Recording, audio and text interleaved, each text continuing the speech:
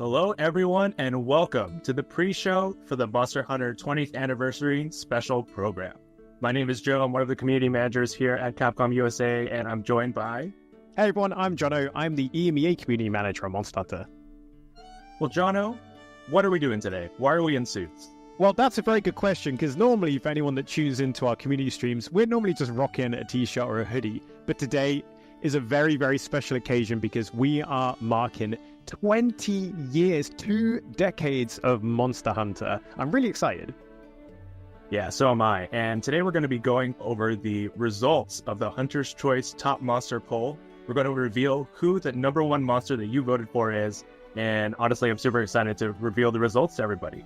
But before we get into that, why don't we talk about, the overall show and what we're doing today. So today is really just a chance to celebrate the 20th anniversary. We won't have any crazy news or any reveals. You won't see any new gameplay or trailers for Monster Hunter Wilds, but we do have some cool stuff and cool insights from the dev team and from different community members of the Monster Hunter community.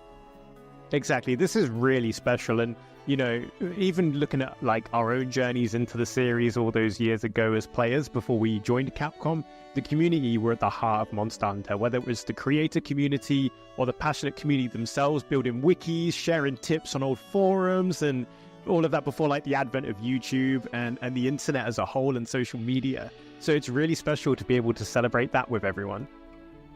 Yeah, and before we get into it, why don't we talk about the 20 through 11, the monsters that we've revealed so far in the Hunter's Choice Top Monster results. So I know you've got a lot of favorites in there. Jono, do you want to kick it off with, what is your personal favorite monster? Yeah, so coming in at 17, so much respect to the community here for your fantastic taste. We have my favorite. They're big, they're blue, they're Brachydios. Obviously introduced in Monster Hunter 3 Ultimate here in the West. If you like slime weapons, or as they're now known as Blast, this is the monster for you. I just love how it looks. I love that it's big and blue. I love the explosions. I love the music. Everything about Brachy just screams cool to me. And I loved as well, obviously playing Monster Hunter Stories and Stories 2, that you could have Brachy as a monster and fight alongside them rather than against them all the time. Yeah, I love the big old arms that it walks with and kind of just slams around and you kind of get caught in that blast radius, which is not a good feeling, but it is, it is a really, really cool monster. And obviously it has a super awesome theme song, which is really intense and I love to listen to every now and then. So yeah.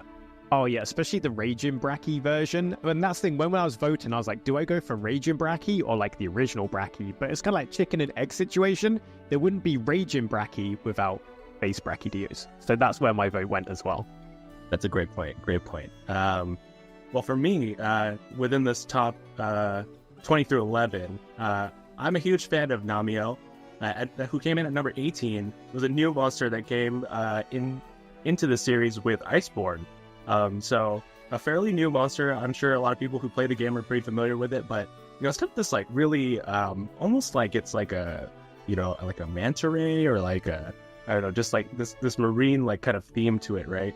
The way it has all the sound effects and the different I don't know, it's kind of hard to describe, right? It's definitely got a unique feel that I think a lot of monsters don't really have in the series.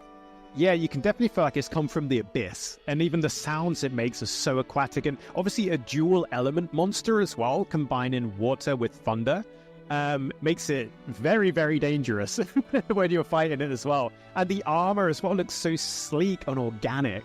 Yeah, it was really unlike kind of anything else you'd have fought up to that point. Yeah, if you were to imagine a deep sea creature that has lived for thousands of years, that would be one. It's learn to live in the darkness or something like that. Yeah, a super, super cool monster. Absolutely. And yeah, so coming in at number 16 is another favorite of mine, Safi Jiva. This was a super cool raid monster, siege monster actually, that you could fight in Iceborne. And I think what I loved the most about this was the community building of just getting everybody together and just trying to pick apart the different mechanics. I think we weren't here at Capcom when it was first revealed, so we got to experience that as fans, but just the way it was revealed to the world and how everyone kind of just had to band together and just figure out how to take it out was quite the experience.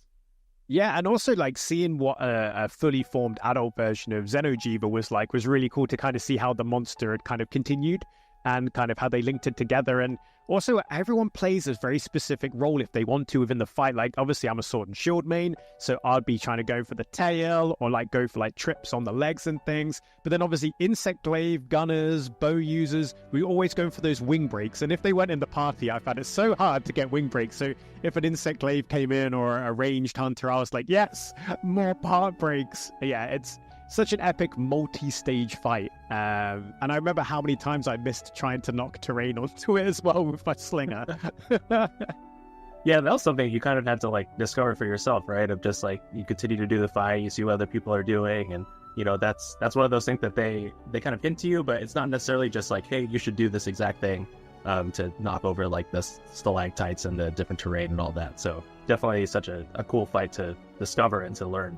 Exactly, and then obviously Safi's ultimate move is really quite a sight to behold and experience. They better find somewhere to hide. Yeah, sometimes I always found myself just slightly getting caught outside of like the protection zone of that like rock that's blocking for you, which I think is a lesson that you learn right away of like you make sure you're totally in a safe zone. Don't get caught outside of it. Exactly, and talking of obviously, these big attacks and kind of monsters coming in and really changing the game, the next monster, which is one of my favorites, and it came in at number 13, which is a fantastic achievement for a monster which I think is actually the most recently added new monster to the whole franchise. Correct me if I'm wrong. And that is Primordial Malzeno, obviously kind of like crowning off Monster Hunter Rise Sunbreak's story, kind of putting it to bed as the sun sets in a really, really satisfying way. Primordial Malzeno obviously is kind of like the uncorrupted pre-Curio version of the flagship Malzeno. So it's such a cool evolution and version of the monster, and I love how it fights. It looks like a knight in shining armor. It fights almost like a lance or sword and shield user with really interesting combos and jabs.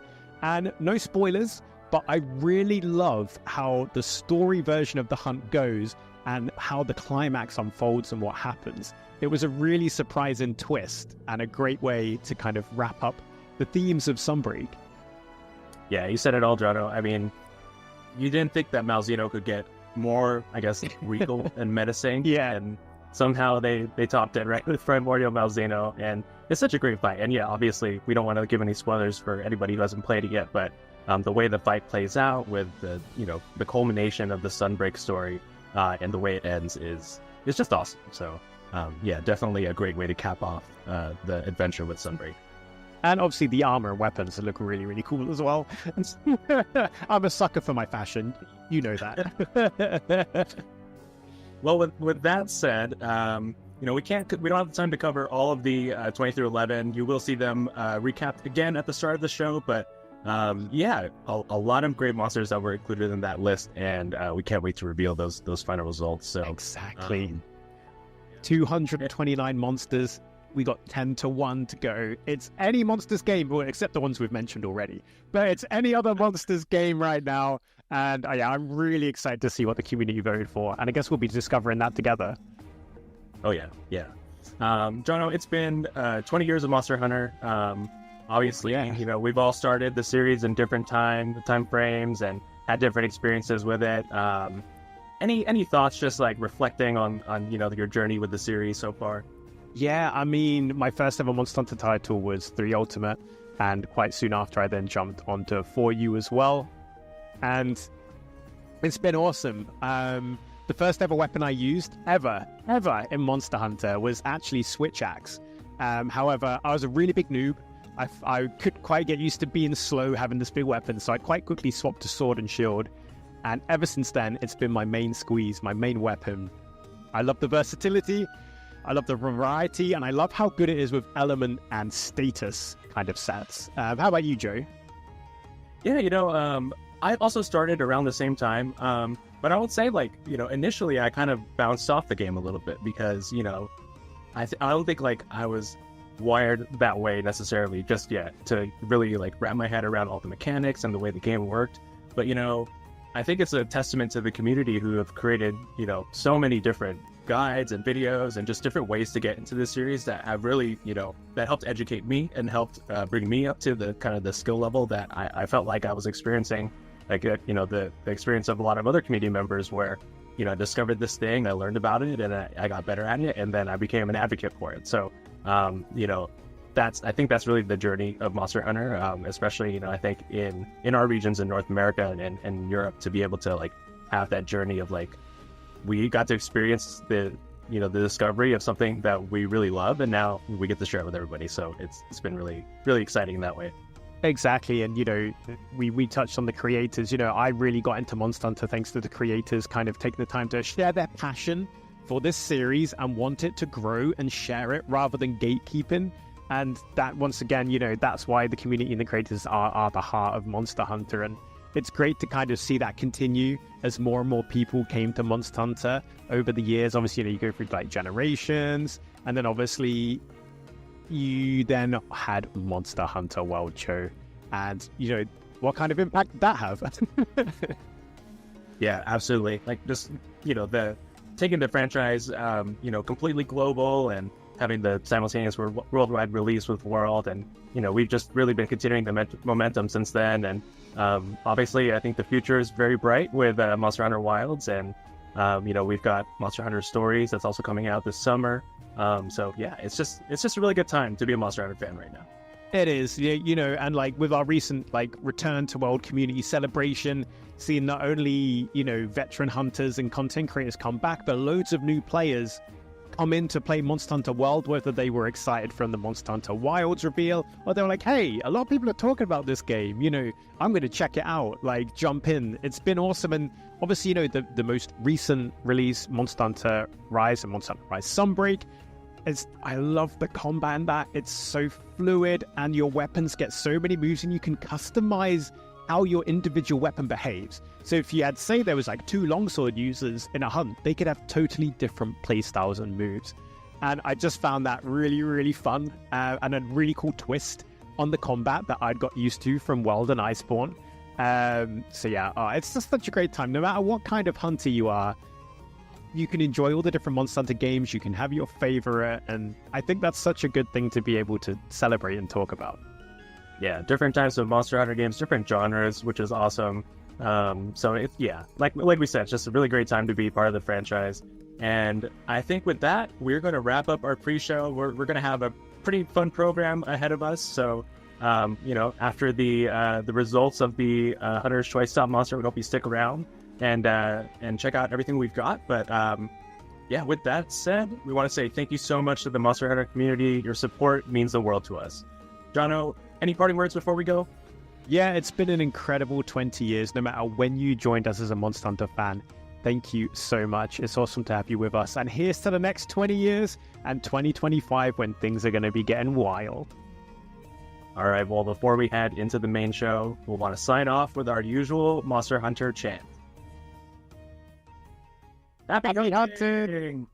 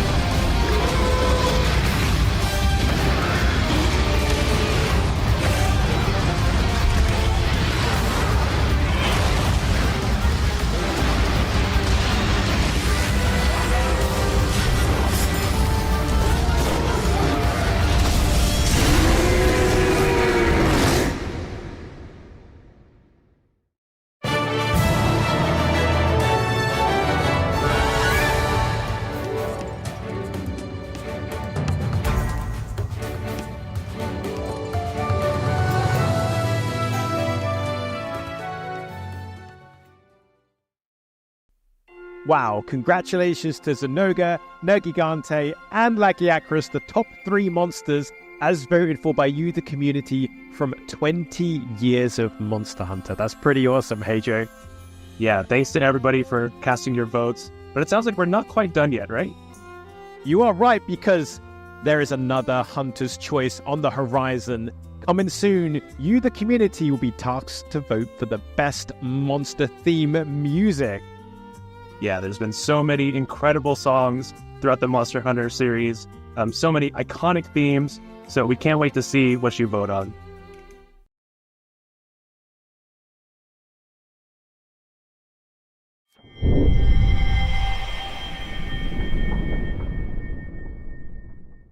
まずその初代モンスターハンターが生まれた経緯、そのネットワークゲームを立ち上げるぞみたいな。コンシューマー家庭用ゲーム機の、オンラインゲームをちょっと作っていきましょうみたいなね方向になって、で3タイトル立ち上がって、その時に同時に立ち上がったのはアウトモデルスタっていうレースゲームと、バイオハザードアウトブレイクっていう、バイオハザードを使ったネットワークゲームで、もう一つがモンスターハンターということですよね。モンスターハンターが、カプコンで強いアクションゲームで、オンラインゲームで、藤岡が初代のディレクターでして、そうですね。で僕はその当時はネットワークの方のプランナーで関わってたんですけど、まずモンスターハンターだからモンスター、実は一番初めにできたモンスターってレイヤーなんですよね。リオレイヤーですよね。そうそうそう。一番最初に上がった後がレイヤーだった、緑色のああいうこう毒性を持った飛竜みたいなものをまずデザイナーがデザインしたっていう、それ以上でもそれ以下でもないかなと思ってて、だから初代のロゴの上によるのはレイヤーなんですよね。そうそうそう。だから実はレウスと思ってる方も多いかもわかんないですけど、そうなのね。だからその前身もあったよね、モンスターハンターになる前、ありますね。ファンタジーを作ろうって言ってた頃は本当に普通のドラゴンデザインしてたし、もっと本当に王道なスタイル、魔法使いもまだいたし、王道なすごいスタイルだったんだけど、なんか自分たちのオリジナルってなんだろうねっていう時に、もうそういう魔法使いとかじゃなくて、で王道なドラゴンじゃなくて、もっと自分たちなりのこのデザインされた生き物をちゃんと作ろうってなって、リオレイヤーデザインしてくれたんかな。アイルもデザインアイルね、全然違いますもんね。全然もともとデザイナーがやってたのはチャチャブみたいなちょっとゴブリンみたいなやつですよね。そうそうそう。すごいこうバキバキのもうゴブリンでさ怖いわ言うてあれ本当ちょっとしたことですけど本当よかったです。ちょっとしたことだけど本当よかった。このまま言ってたらねやったらもうバキバキのこんな怖みたいなやつね、いやマスコットやったからマスコットじゃないマスコット誰が今はもう全14部機種になってますけど、当時はもう6種。もともとが、でっかいモンスター倒すんだから、ハンター、プレイヤーの武器もでっかい方がいいでしょみたいなところから体験とヘビーボウガン、癖強の2つから始めてたから、そうですよね。初め体験したもんね、ずっとね。でその後増えていったのもハンマーとかランス、重いのばっかりでこれいるやろって言ってさすがにいるやろ、ザクザクいけないやつばっかりでねってなって片手剣とライドボウが増やして、それでなんかキャラクター性が一通り揃ったんよね。だからもう、まずは最初の6武器をちゃんと作り上げようっつって、まずはそこからかな。一個一個の武器がもう全然仕様が違うから癖が強すぎる。特に当時はボタンじゃなかったですからね。スティックでしたからね。スティックで攻撃してたからな。東京ゲームショウとかでこうアテンドするじゃん。プレイヤーの遊び来る子触ろうとするやん。大体みんな普通はこうボタンに手やるやん、すぐでピッて。そうだね。ボタンじゃないんですよこれレバーなんですっつって、こっちなんですまずそこから持ち替えさせるみたいなね。今のモンスターハンターのプレイヤーの方もそうなんですけど、やっぱあの時からやっぱりその助け合いであったりとか、その情報共有であったりとか、すごくなんでしょう、あの時でそういう言葉あんまりないかもしれないですけど、結構コミュニティみたいながねできてたんですよね。やっぱりなんか自然発生してたしね、その助け合うとかね。昔はもう入ったらこう大チャットっていう大チャットみんながチャットの中にダーッと100人ぐらいがなだれ込んできてでラオシャンロン張ってますみたいなログがブワーってずっと流れてて、でそれに群がっていくその人たちがいる。いざ入ったらラオ何したらいいのみたいな、ね、全然分かんない教えてくださいみたいな、尻尾に引かれてやられてしまいますみたいな何してたらいいんでしょうかって。そうですね。そうそう、まあ、ドスからやっぱり古流がやっぱりそうねスポット当たってきてるので、まあ、それもなんか今のひな形になったかなというか、その大型モンスターとしてのモンスターたちっていうのが基本的にはこの世界に屋台骨なんだけど、そのワンクラス上のやつらがいるっていう、そのなんていうかな、ファンタジックな部分っていうのを古流っていうやつらが持ってて、だからそいつらが出てきたらもう受け入れるしかないみたいな存在だから、そういう存在をなんか作れたっていうのは、なんかモンスターハンターのゲームのデザインしていくとか世界観作っていく上ではなんかすごいあの当時ああいう仕掛けをしといてよかったかなっていう。そうですね、本当になんか特別な存在でしたからね。ドスの時も特に、そうそうでラージャンとかもそうだしね、そのどこでも出てくるすんげえ荒らしてくるやつみたいな、急に出てくるやべえやつっていうのはなんか作りたいなって、ラージャンは今でも大活躍ですからね。大活躍ですからね。で大闘技大会っていうありましたね。あったやろ。捕獲したモンスターを自分のパートナーとして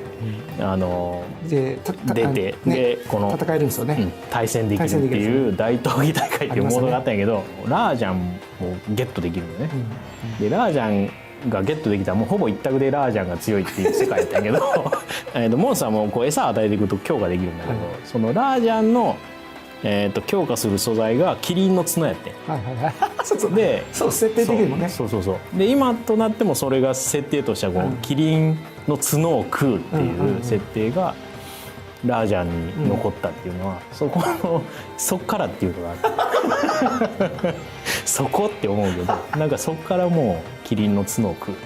もう最近ではデモで出てきますからね。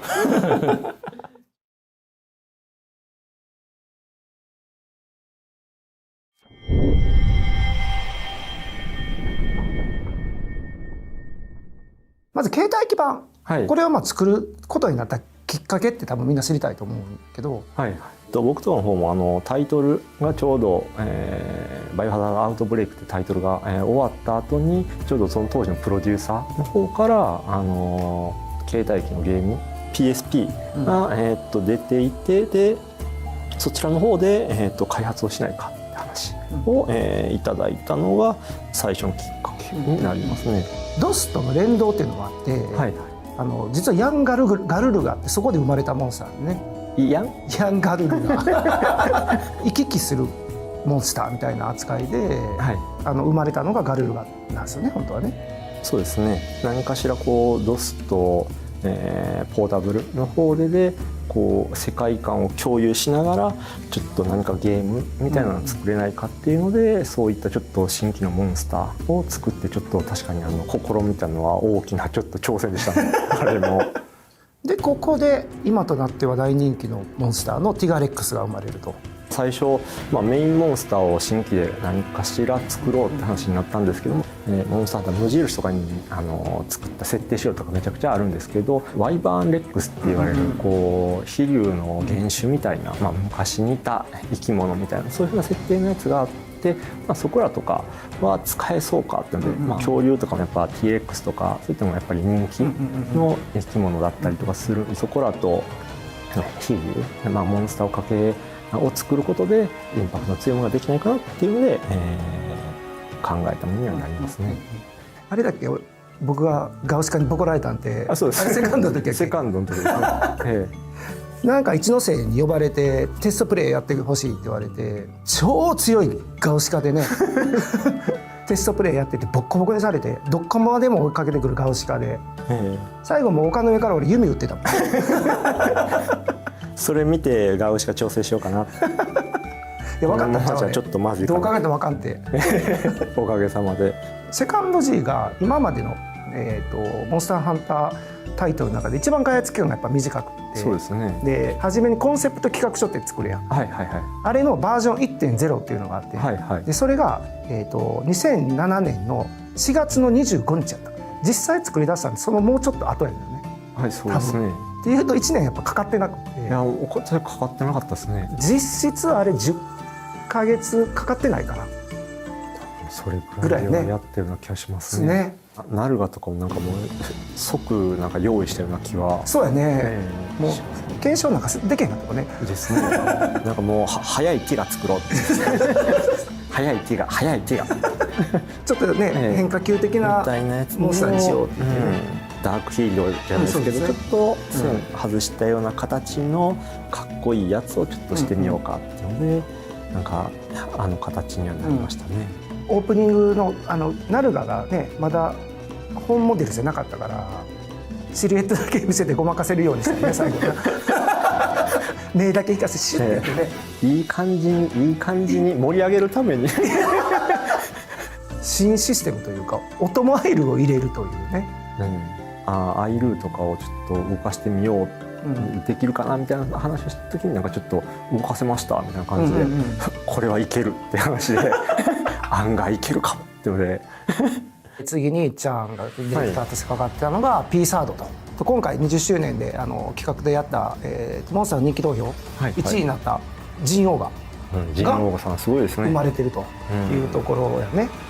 ジンオーガの開発もやっぱり時間めちゃくちゃかかったね、これね。正直今まで僕がやった中で一番苦労したんじゃないかなと思いますね。何ヶ月かかった？もうこれもう立ち上げから最後までの2年丸々使ってると思うぐらいどういったアクションをちょっと遊びのサイクルに持ってくるかとかなかなか決まんなくてで叩きつけるみたいなところからちょっと遊びを軸にいろいろと来航中のサイクルですかっていうのをちょっと作っていったって感じはありますね。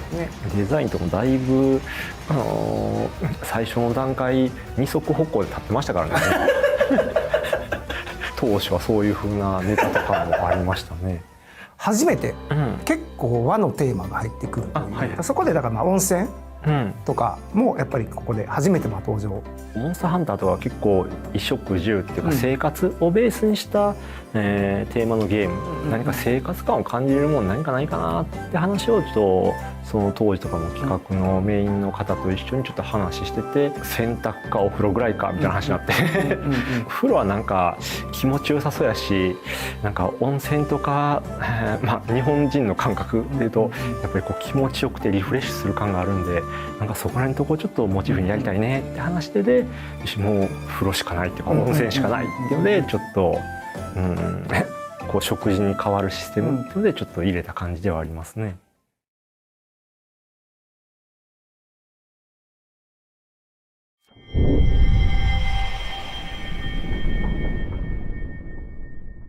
水中はちょっとこれ無印の時にさ、なんかその一番最初の盛岡のステージでキャンプから出るとアプトノスがいて、で川を横断してアプトノスがこう逃げて、あいつらだけ逃げていけるよね。でうわもうここ入らせろみたいなこの欲求が強かったよね。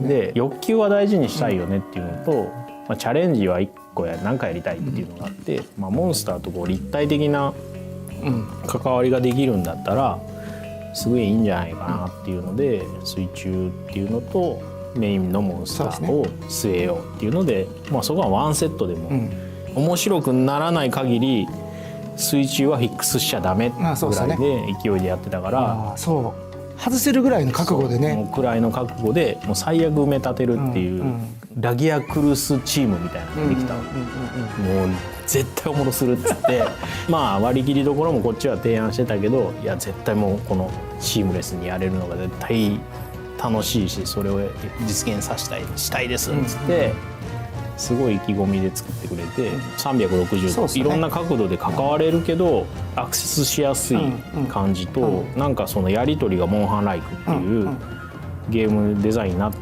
たから、すごいおもれえなこれってなって、でもう実装しよう、水中ちゃんとやろうっていう。でですね、うんまあ、トライ作って、うん、で、まあ、正直僕らその後 MH4 モンスターハンターそうね4作ってたんですけど、作ってたちょっとモンスターハンター4がちょっと思ったより時間かかると、じゃあ間にちょっとなんか欲しいよねっていう話になって、じゃあトライを移植してくるのはどうだって初め話だったんですよね。でも移植だけやったらあれやからせめて水中やからガノトトス足そうみたいな、こうやってたらなんか G 級も入ってるしモンスターめっちゃ入ってるしこれやばないって言ってタンジアっていう新しい拠点までできて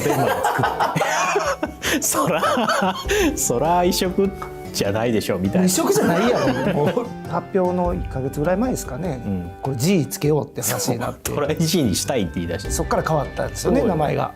地形周りでちょっとチャレンジしてたっていう、ね、ジャンプ攻撃作りたいとか、高低差ね、そうトライのそのちょっと水中の高低差での遊びみたいなのがやっぱどうしてもこういいなっていうのもあって、それをもう少しこう陸に持ってこれないかっていうのもあって、当時のゲームアクションゲームのスタンダードがもう高低差ありきのレベルデザインにもなってきてたから、まあモンスターハンターっていうゲームが今後も戦っていくためには高低差のあるフィールドに自分たちもちゃんとやらなやばいのっていうので始めたっていうのもあったから、やっぱりでもここで高低差入ったのはすごくやっぱ大きかったですね、そうね、できるっていうのが ねそれが上からのアプローチとか下から上を取られた時どうしようとか、いろんな思考がこのフィールドの地形に対しても考えれるようになったっていうのは、それはやっぱモンスターが対応する、プレイヤーが対応するっていうのが大きいから、まあ、それができるようになったのは良かったかな。方でいうとまあゲームスタートした後にこう、ね、ドラマチックなところから始まるみたいなね。4はとにかくそのいろんな要素を分かりやすくしようっていうか、キャッチーにしようっていうので、もうちょっと開放感のあるテーマにしようっつって、冒険っていうのをすごい分かりやすいキーワードを1個入れようっつって、冒険拠点を転々としながら、まあお話が進んでいくっていうのは1個やりたいねっつって、だからそこにキャラクターもすごく必要だし、描かないといけないその物語もやっぱりしっかり書かないとこう展開作れないから、だからそこは一番4で取り組んだのかな、ここで、現状の全14武器種が揃うんですね。全部のね総中根とチャージアックスが追加されると、そういうジャンプに結構フォーカスしたゲーム性だったから、そういうのをユニークなその性能として持っている武器があってもいいんちゃうかっていうのと、これも無印の頃のイラストなんやけど、なんかこう鷹匠みたいな、鷹をこう操る職業みたいなイラストがあって、なんかおもろいことできんかっつって、まあ、虫を操るその根、総中根、チャージアックスの時はもう分かりやすい武器作ろうぜみたいな、まあ、スラッシュアックスとこのちょっと対になるような、もう分かりやすい武器作ろうっつって、まあ、合体変形が、まあ、結構コンセプトにある武器で。ゴアマガラが今回のモンスター総人気投票でやっぱり北米だったらなんかやっぱりね人気あるんですね。特にゴアマガラってテーマ的にダークヒーローみたいなのがあったじゃないですか。それで結構海外で受けてて嬉しいですね。そうね、海外だと 4G かな、とか、まあ、展開した時も海外のコミュニティを感じるようになってたから、トライから取り組み始めて、で 4G とかでも結構やってですよね。だからいろんなとこでちっちゃなこのイベントやってるのもちょっと顔を出させてもらったりとか、まあ大きなコミュニティとちょっとコミュニケーションを取る場を作ってくれたりとか、まあその頃からすごい感じてたけどな。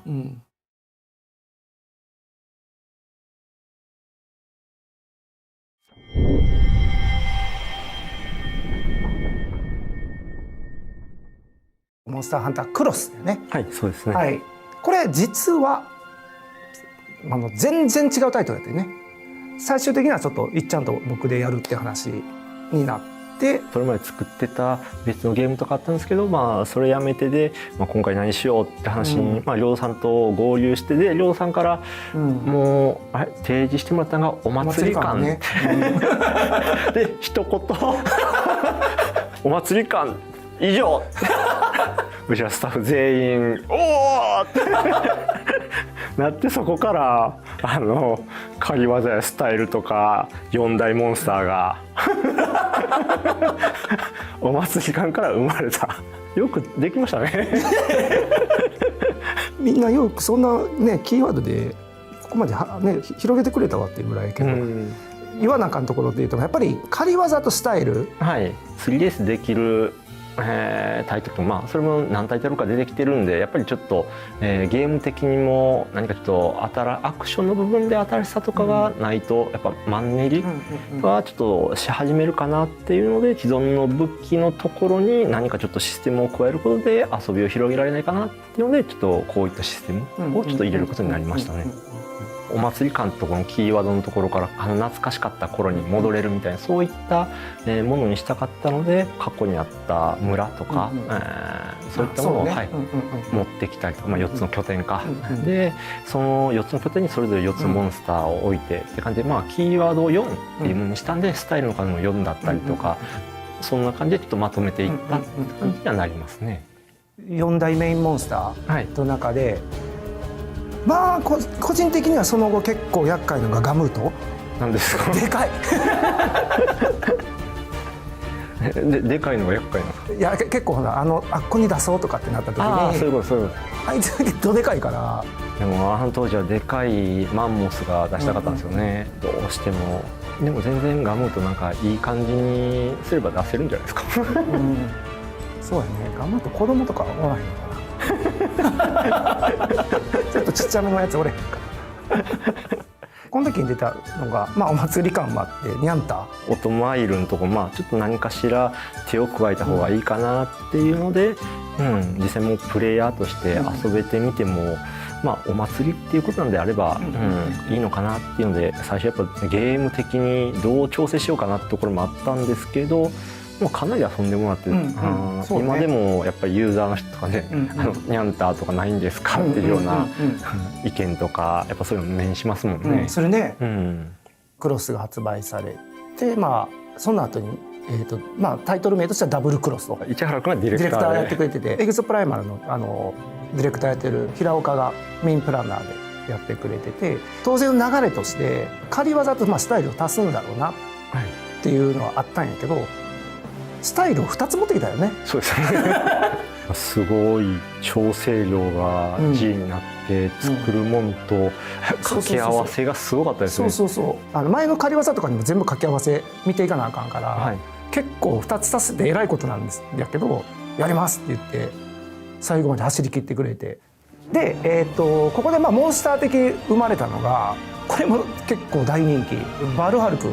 バルハルクって、ちょっと一風変わったモンスターに見えたと思うんだよね。あれってどんな経緯とか。元デザインのところシャチベースとかなんかそんな感じじゃなかったかな。からちょっと、空飛んでるもんなんで、最終的に今の形になったっていうのは、鳥とかそっち側の方が。そしてここでなんと2つ名でモンスターがこの、メインモンスター扱いとして入ってくるっていうね。ここでオーマ、ディアブロスと。めちゃくちゃ強かったですね。強かったな。早かったな。ですね。モードも複数切り替えて、後半に行くほどか、だんだん戦闘スタイル変わってで、こうゲームしても手に汗握るような。そうやね。ディアブロスってね、初代から出てるんやけど、ここでね一番スポット当たったかもからね。確かにそうかもしれないですね。特徴的な色にもねしてたんで、結構印象にはモンスターになったんじゃないかなと、2つ名の中でもとは思いますね。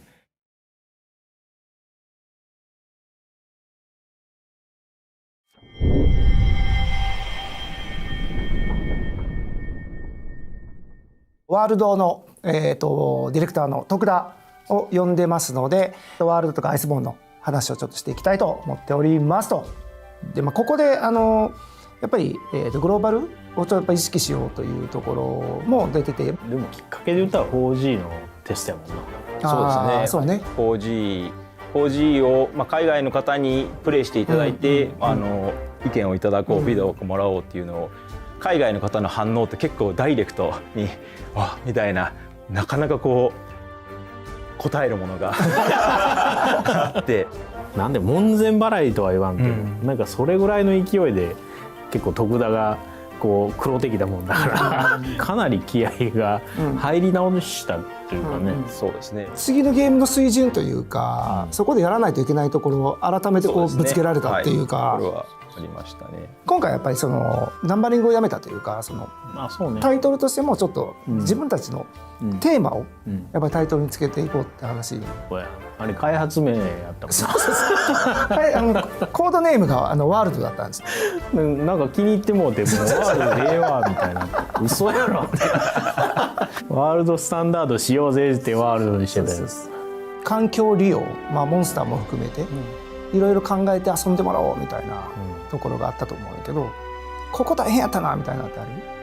縄張り争いだもんな、そのモンスターを誘導してそのぶつけ合うっていうのが行為として面白い、面白くなりそうだまでは分かるけど、本当にそれをゲームとして遊び出した時にそれにこうどれぐらい価値を見出せるかみたいなんてなかなかこう伝わりづらいというか、プレイヤーがね関与しないって思われがちっていうね。最初実装した時に、結構チームにも効率重視のプレーをする子がいて、狩りの効率を回すのが好きみたいな人がいて、その子がこんなのめんどくさいし誰もやらないんじゃないですかみたいなことを言ってたんですよ。でその後にダメージ表記を実装したんですよ。そうだねプレイヤーが普通に攻撃すると10とか20とかしか桁がちゃうかったね。縄張りでバーンって外したら1000以上ノンって入った瞬間にその効率重視の子があれ使わないのおかしいっすよみたいなくるって変わってその時に縄張り争いもダメージ表記もいけるなワールドのその数字の実装っていうのはモンハンにとってはすごい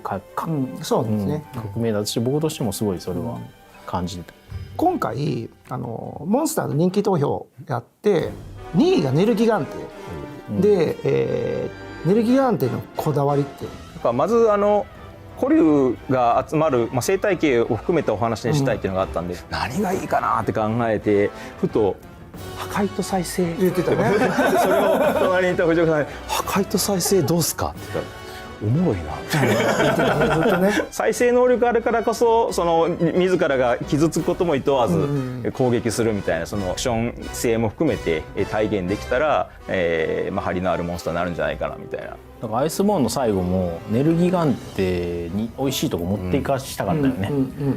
生きてたみたいなネルギガンテらしいこのなんか持っていき方がちょっとあれはなんかやりたかったよね。ワールドでは結構タイトルアップデートでコラボとか結構多く入れたんですけど、逆に言うとアイスボーンは既存モンスター、シリーズモンスターの人気どころをちょっと入れていこうっていう。単純に僕の一個の心残りというか手強いモンスターがちょっとコラボキャラばっかりだったんで、やっぱちゃんと自社というかモンスターハンターのキャラにしたかったよね。だからミラボレアスはもう最強にする。ミラは揉めましたね最後の最後まで出せるかどうかっていう議論をずっとしてたね。ステージも足すし、お話も作り出すし、ムフェトからアルバトリオンでミラまでちょっとこう伏線をちょっとずつ張りながらミラに持っていってたから、ラインでこうつなげていこうみたいな、やっぱ締まりましたね。そういう意味ではねすごい締まりましたね。今でもずっと遊び続けてくれてるし、やっぱりそのワールドアイスボーンっていうのはちょっとああいうこの世界観の広がりであったりとか、その本当にモンスターハンターの世界って結構ねずっとこだわったところが一気にこう広がったというか感じがしますよね。ラージャンの、キャプチャーの映像を出したんですか。昔はもう全部手付けだったじゃないですかモンスターの。そうだね、でモンスターもそろそろやってみるか、キリンのこう角バキって折るとこペットボトルバーンって折ってうわーってやってるっていうね前話したけどそれ徳田があれでしょ。そうですよ、ドスの時に大闘技会そうでキリンの角を食べるとめちゃくちゃ強くなるっていうのあれが成人の儀式なんですよとかいろいろ言ってて、それを回収してくれたんですよね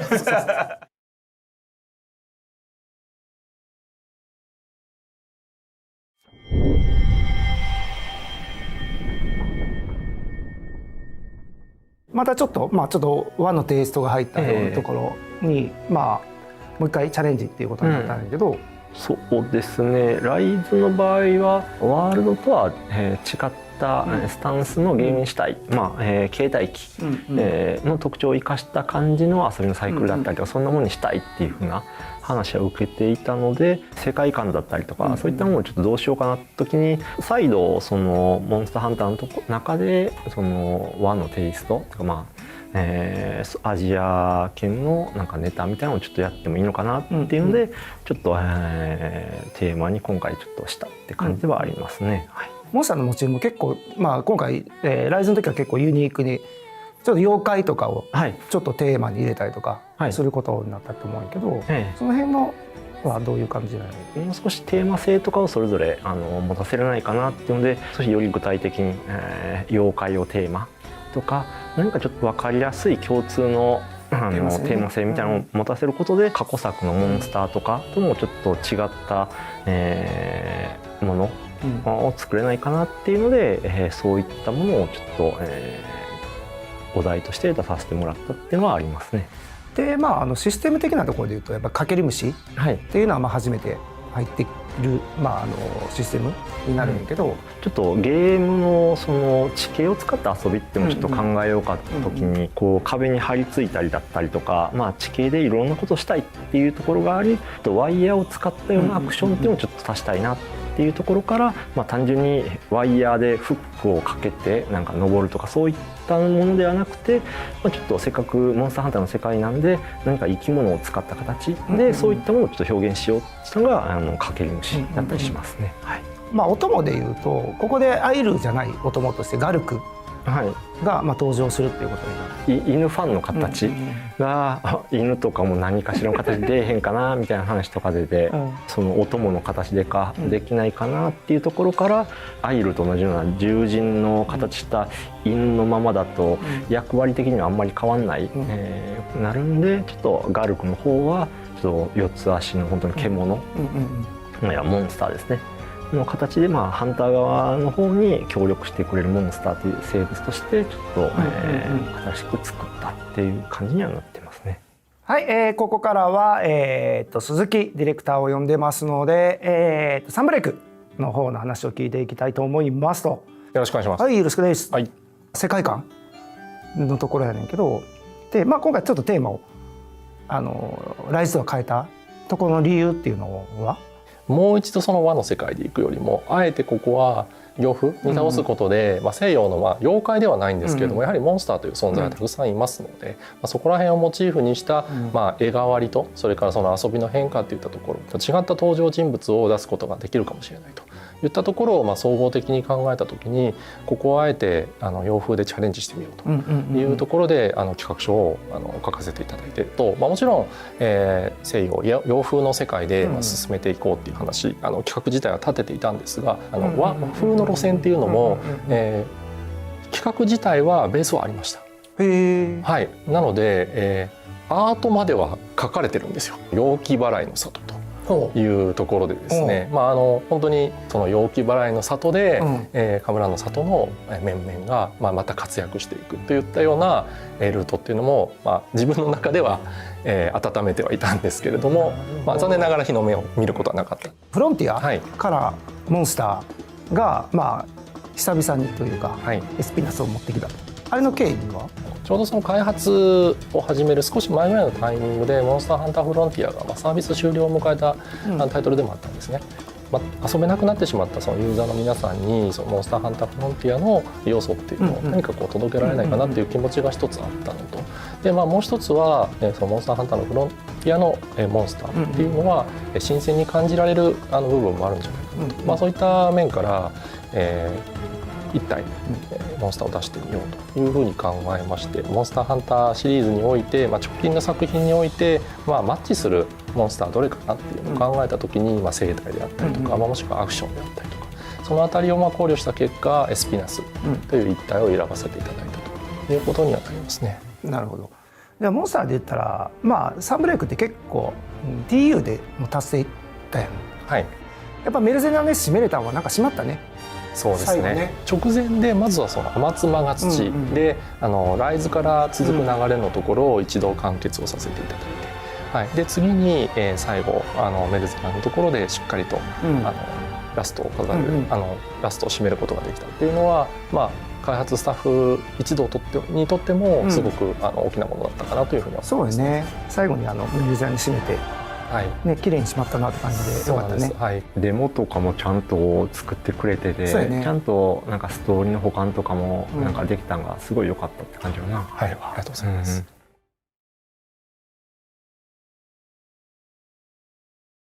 Next up is this. Oh, is that Street Fighter? It looks like it. There's some familiar faces there.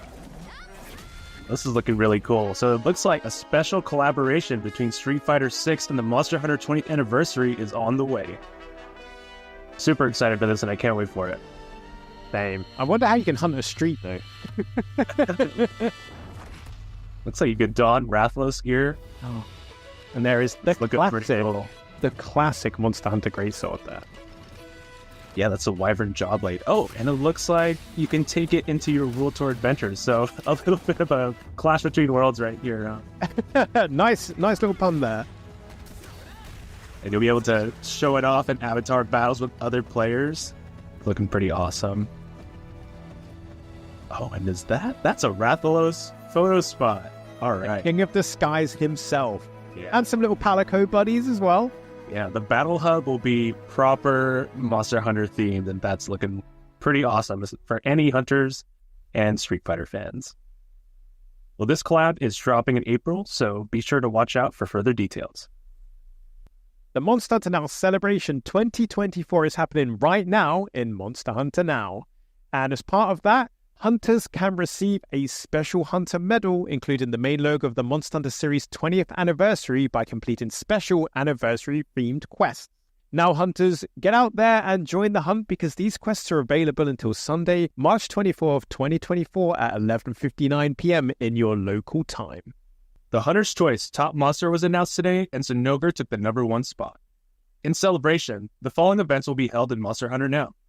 Zinogre's guaranteed appearance at Huntathon points was planned to end on Wednesday, March 13th, but it turns out it will be extended until Monday, March 25th at 11:59 p.m. local time. But wait, there's even more. The second major update, the Vernal Invader, will go live on Thursday, March 14th, 2024. Now, prepare yourselves, hunters, and check out this recently released teaser.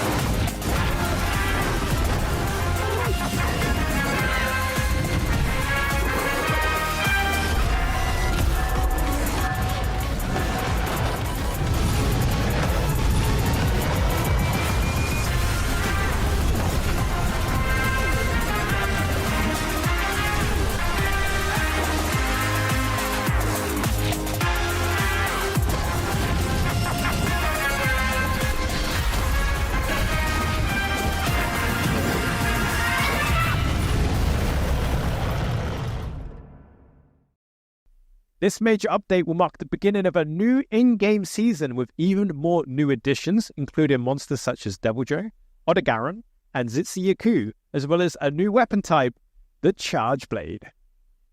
What's more, this new update will bring new features such as layered equipment and the Season Pass, great for you fashion hunters. The Season Pass will allow you to progress through tiers as you play, with different rewards such as Zenian materials available at every tier. There will even be certain layered equipment and other items that can only be acquired with the Season Pass. In celebration of the anniversary, a layered t-shirt with the main logo of the Monster Hunter series 20th anniversary can be obtained at Tier 20 of the Season Pass. In Part 2 of the Monster Hunter Now Celebration 2024, you can look forward to event quests celebrating the 6-month anniversary, as well as various new rewards and perks. And if you're a Discord Premium member, you have a campaign running from March 19th, and more details will be announced at a later date. This is a great opportunity for members who've never played Monster Hunter Now to try it out, so we hope you check it out. We've got a cute version of the Monster Hunter series 20th anniversary logo, and it'll appear in Monster Hunter Now. Via a new event quest that will be introduced in late April, you'll be able to earn a layered t-shirt bearing this cute version of the Monster Hunter series 20th anniversary logo. More details will be announced at a later date. Going forward, Monster Hunter Now will have a major update once per season. We're looking forward to bringing you more new content and improved gameplay in further updates. This summer, we're planning on adding more new monsters, including Monster Hunter Now's very first Leviathan, as well as a new weapon type and more story chapters to be unlocked.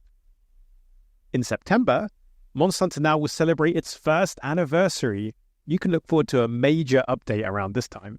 We'll continue adding monsters, weapon types, and new features after that too, so look out for future updates and announcements. Hey everyone, and welcome to the Community Roundtable part of the Monster Hunter 20th Anniversary Show. Of course, I'm Jono, European Community Manager on Monster Hunter, and over on the opposite side there is Joe, the North American Community Manager on Monster Hunter, and today we have some very, very special guests. How about you introduce yourselves, starting with Kogath? Hey, I'm Kogath. I'm Monster Hunter Wiki guy. You see me a lot of times on Twitter, or X, whichever you'd like to call it. Normally I'd have a camera up, but since mine's not working, I'm a ping tuber for today. Well, I'm Vampy. I also go by Vampy Bit Me, and I've been a fan of the Monster Hunter series for quite some time now. Not as long as maybe these guys, but I love it ultimately the same, and I love making costumes of the characters, of the armor sets and everything. And I just enjoy Monster Hunter as a series as a whole. So I'm glad to be here. Hi, I'm Rurikon, and I play the Gunlance, and I like big explosions, and that's really cool in Monster Hunter, so that's what I do. I just blow things up, and it's fun. Amazing. Well, thanks everybody for being here. We're so glad to have all of you here for this pretty casual chat. But 20 years of Monster Hunter, we wanted to take a look back at the growth of this series. It's been an amazing run for the series. Obviously, there's a great future ahead, but we've had a pretty special relationship, I think, growing the Monster Hunter series here, both in the US and in Europe. So want to ask all of you who've played a pretty crucial role in that, what makes Monster Hunter special for each of you? Why don't we start, Kogath, with you, with your relationship with the series? Well, I started back when I was 18. I was just hanging out at a place named GameStop, just this little video game store. We'd hang out late, play stuff like Capcom vs. SNK and stuff. There was new releases that came out, and I saw the box art, and I'm like, okay, that's a cool dragon on it. Played that for a little bit, got through Velocidrome. I was like, oh, cool. Little blue Velociraptor. Wasn't that bad, right? And I get to Kutku, this pink chicken thing, and I'm like, oh, this should be easy, right? It looks weak. Destroys me. No chance. And just from that, I learned okay, I have to take this seriously. Actually put time into grinding out my gear and stuff, and it hooked me. Debbie, how about you? When I first started with the series, I personally was watching my little brother play. He's been playing since the beginning, and he's always pushed me, like, hey, you should play this game. And we have similar tastes, but I was never really into games that needed maybe possibly other people to play with. I was more so a player that liked my own time with maybe like hunting or whatever, so it was a little bit odd for me, but then I love the monsters, and the name itself was very interesting, Monster Hunter. So obviously you hunt monsters, right? So I tried it afterwards with 3, and it honestly got me hooked. Ultimately, it hooked me because of the dialogue. I think that's the main thing that got me in the beginning, and the monsters, but Guildmarm literally made me roll every time she talked. So I was kind of stunned that this kind of game had that kind of dialogue, and also the music. I still listen to the music to this day when I'm like just doing chores and stuff, and I just ultimately love everything about Monster Hunter. It's just so cute. Love the palicos. I love all the weapons that you can, hunt with, and also the community. Probably talk more about that later, but I made so many friends through Monster Hunter, and ultimately, my brother and I connect way more now because we can talk about Monster Hunter and all the other games that are out now. So it's pretty cool. So for me, the first Monster Hunter that I tried was Monster Hunter Tribe, because I had a friend that was always talking up Monster Hunter to me. And the interesting thing is that I actually didn't like it because I couldn't understand what the point was. It's like, oh, I jump into this map, but everything is empty and I'm supposed to fight just one monster. It was kind of like a concept of a game that I had never really experienced before.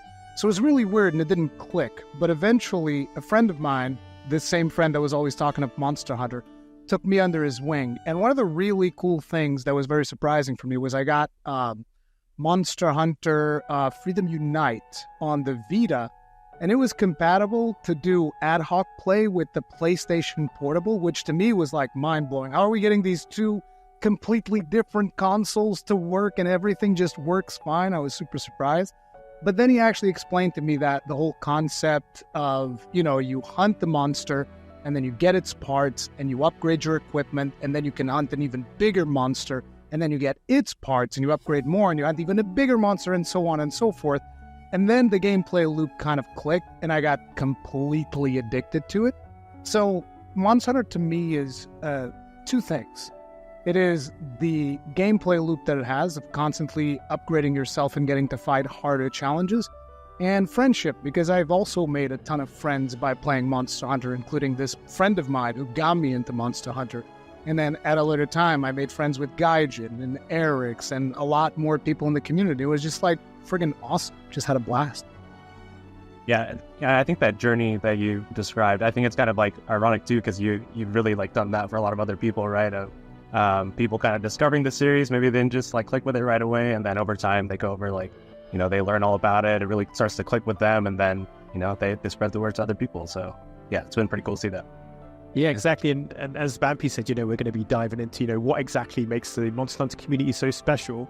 But before then, I have quite arguably the most important question of the whole recording, and it kind of defines you, because in Monster Hunter I feel that as hunters your weapon choice defines you and defines you amongst the community, and with 14 kind of currently existing weapons to choose from. Obviously Rurakan, you did touch on yours there. You're a bit of a blast in the hunt. Me, sword and shield, ever since Ryu, which is my first Monster Hunter, that's been my one. Like, I love it. It's my bread and butter. So let's pass that down the line. Kogath, you're up. People know I love the greatsword. It's just always been my main once the first game. Just seeing it evolve throughout the series has been awesome.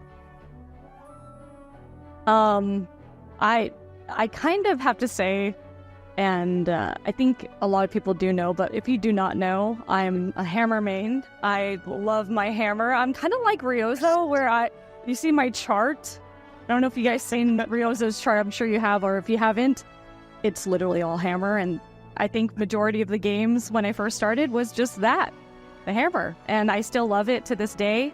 And yeah, I love the hammer. What drew you to it?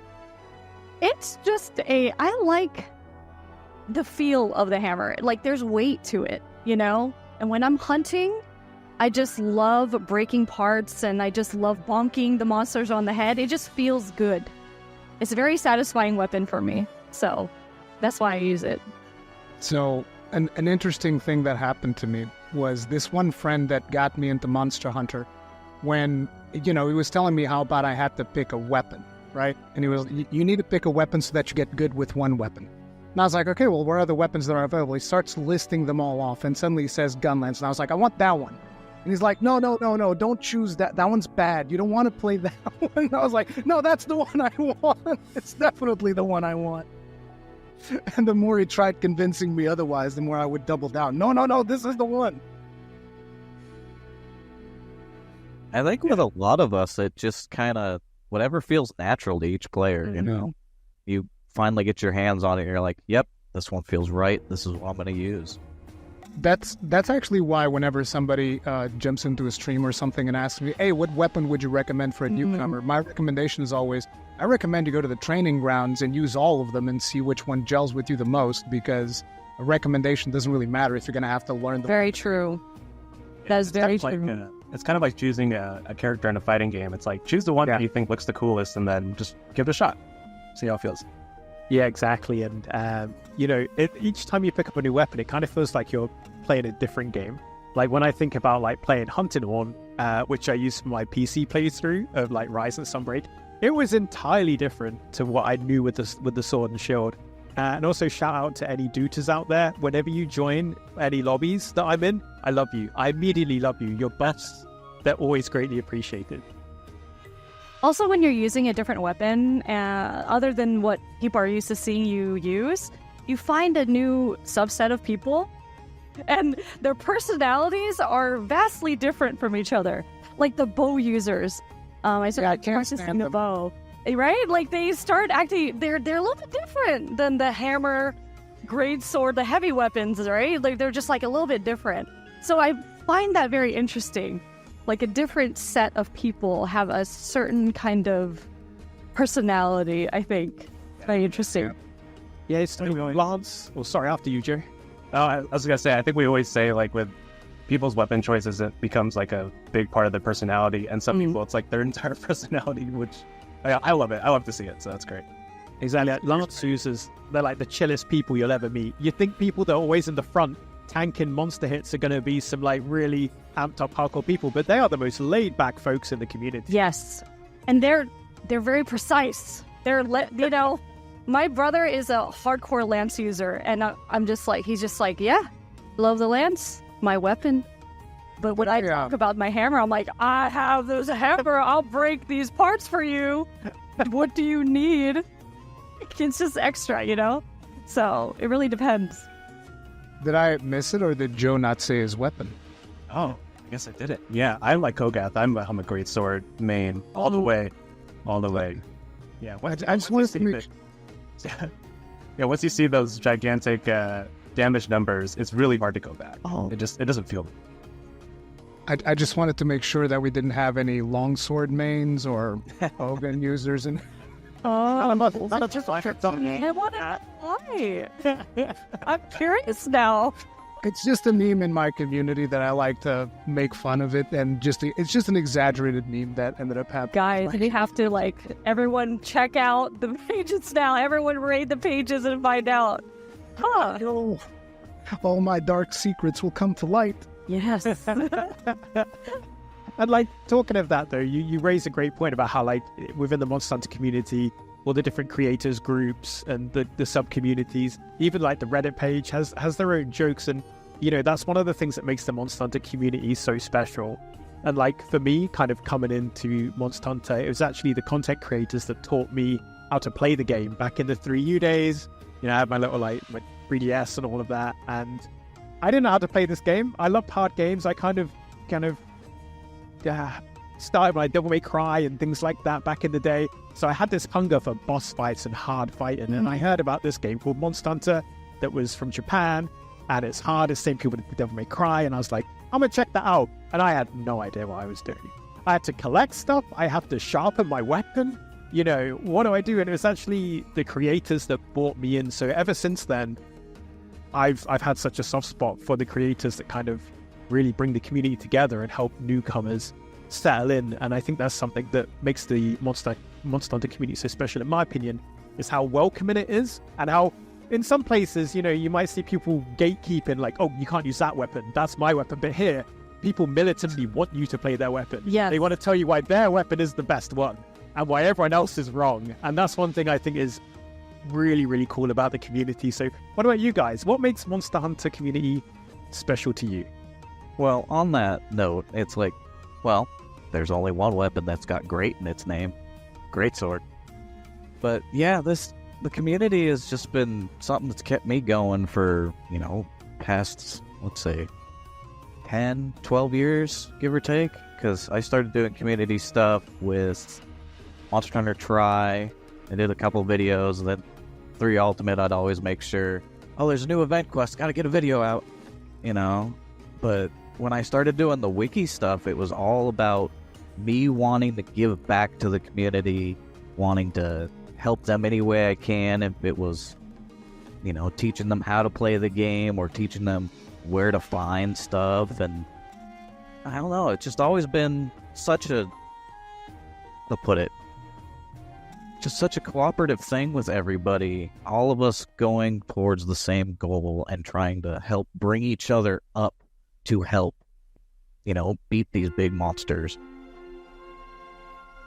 I love that story because I relate so much. I think all of us do, especially with the community, because I was new too. So back then they would have caravans traveling, and I would go to all these caravans, and my friend brought me, and they're like, you need to meet the community. I'm like, online? They're like, no, you just meet them in person.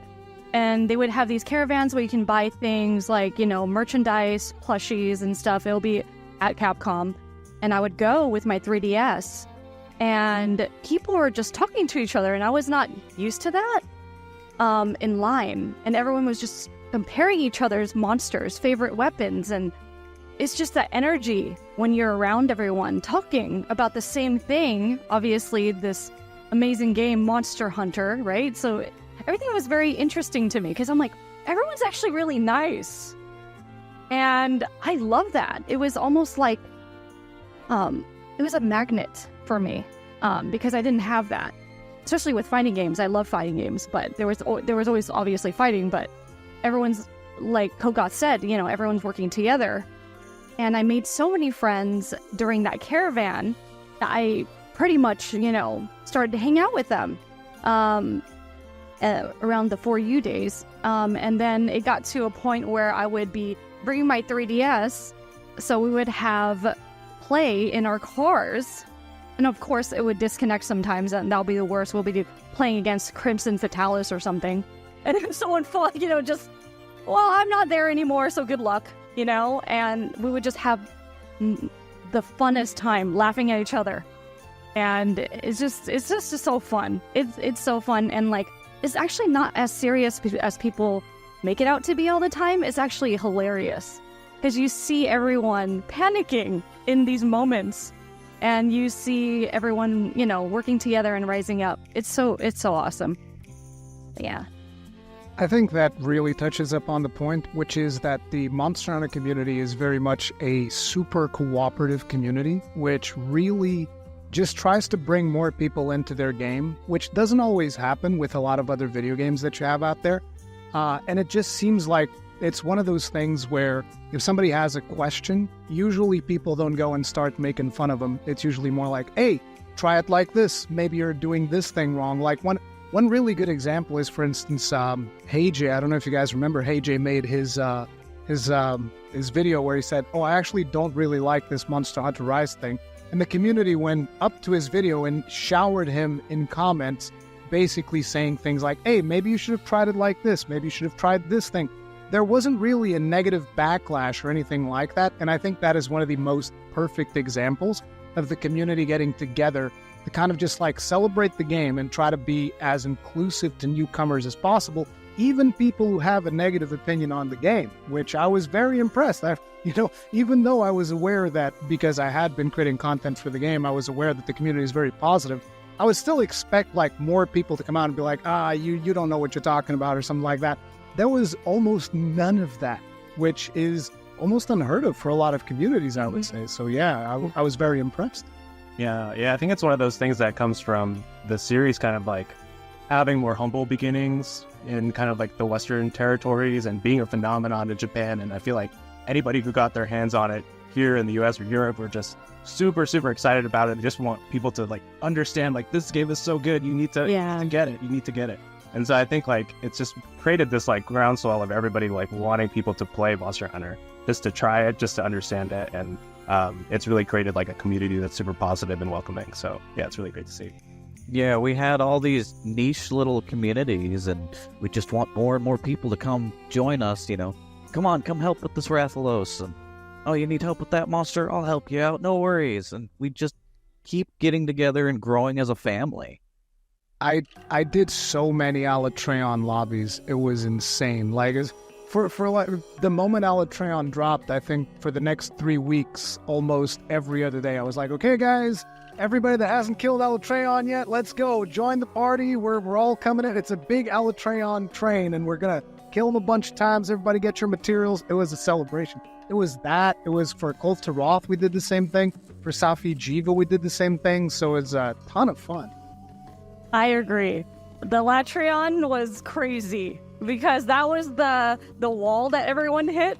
And I think everyone who was streaming at the time like worked together to figure it out. And I remember that day that it launched and I was like, I'm not sleeping.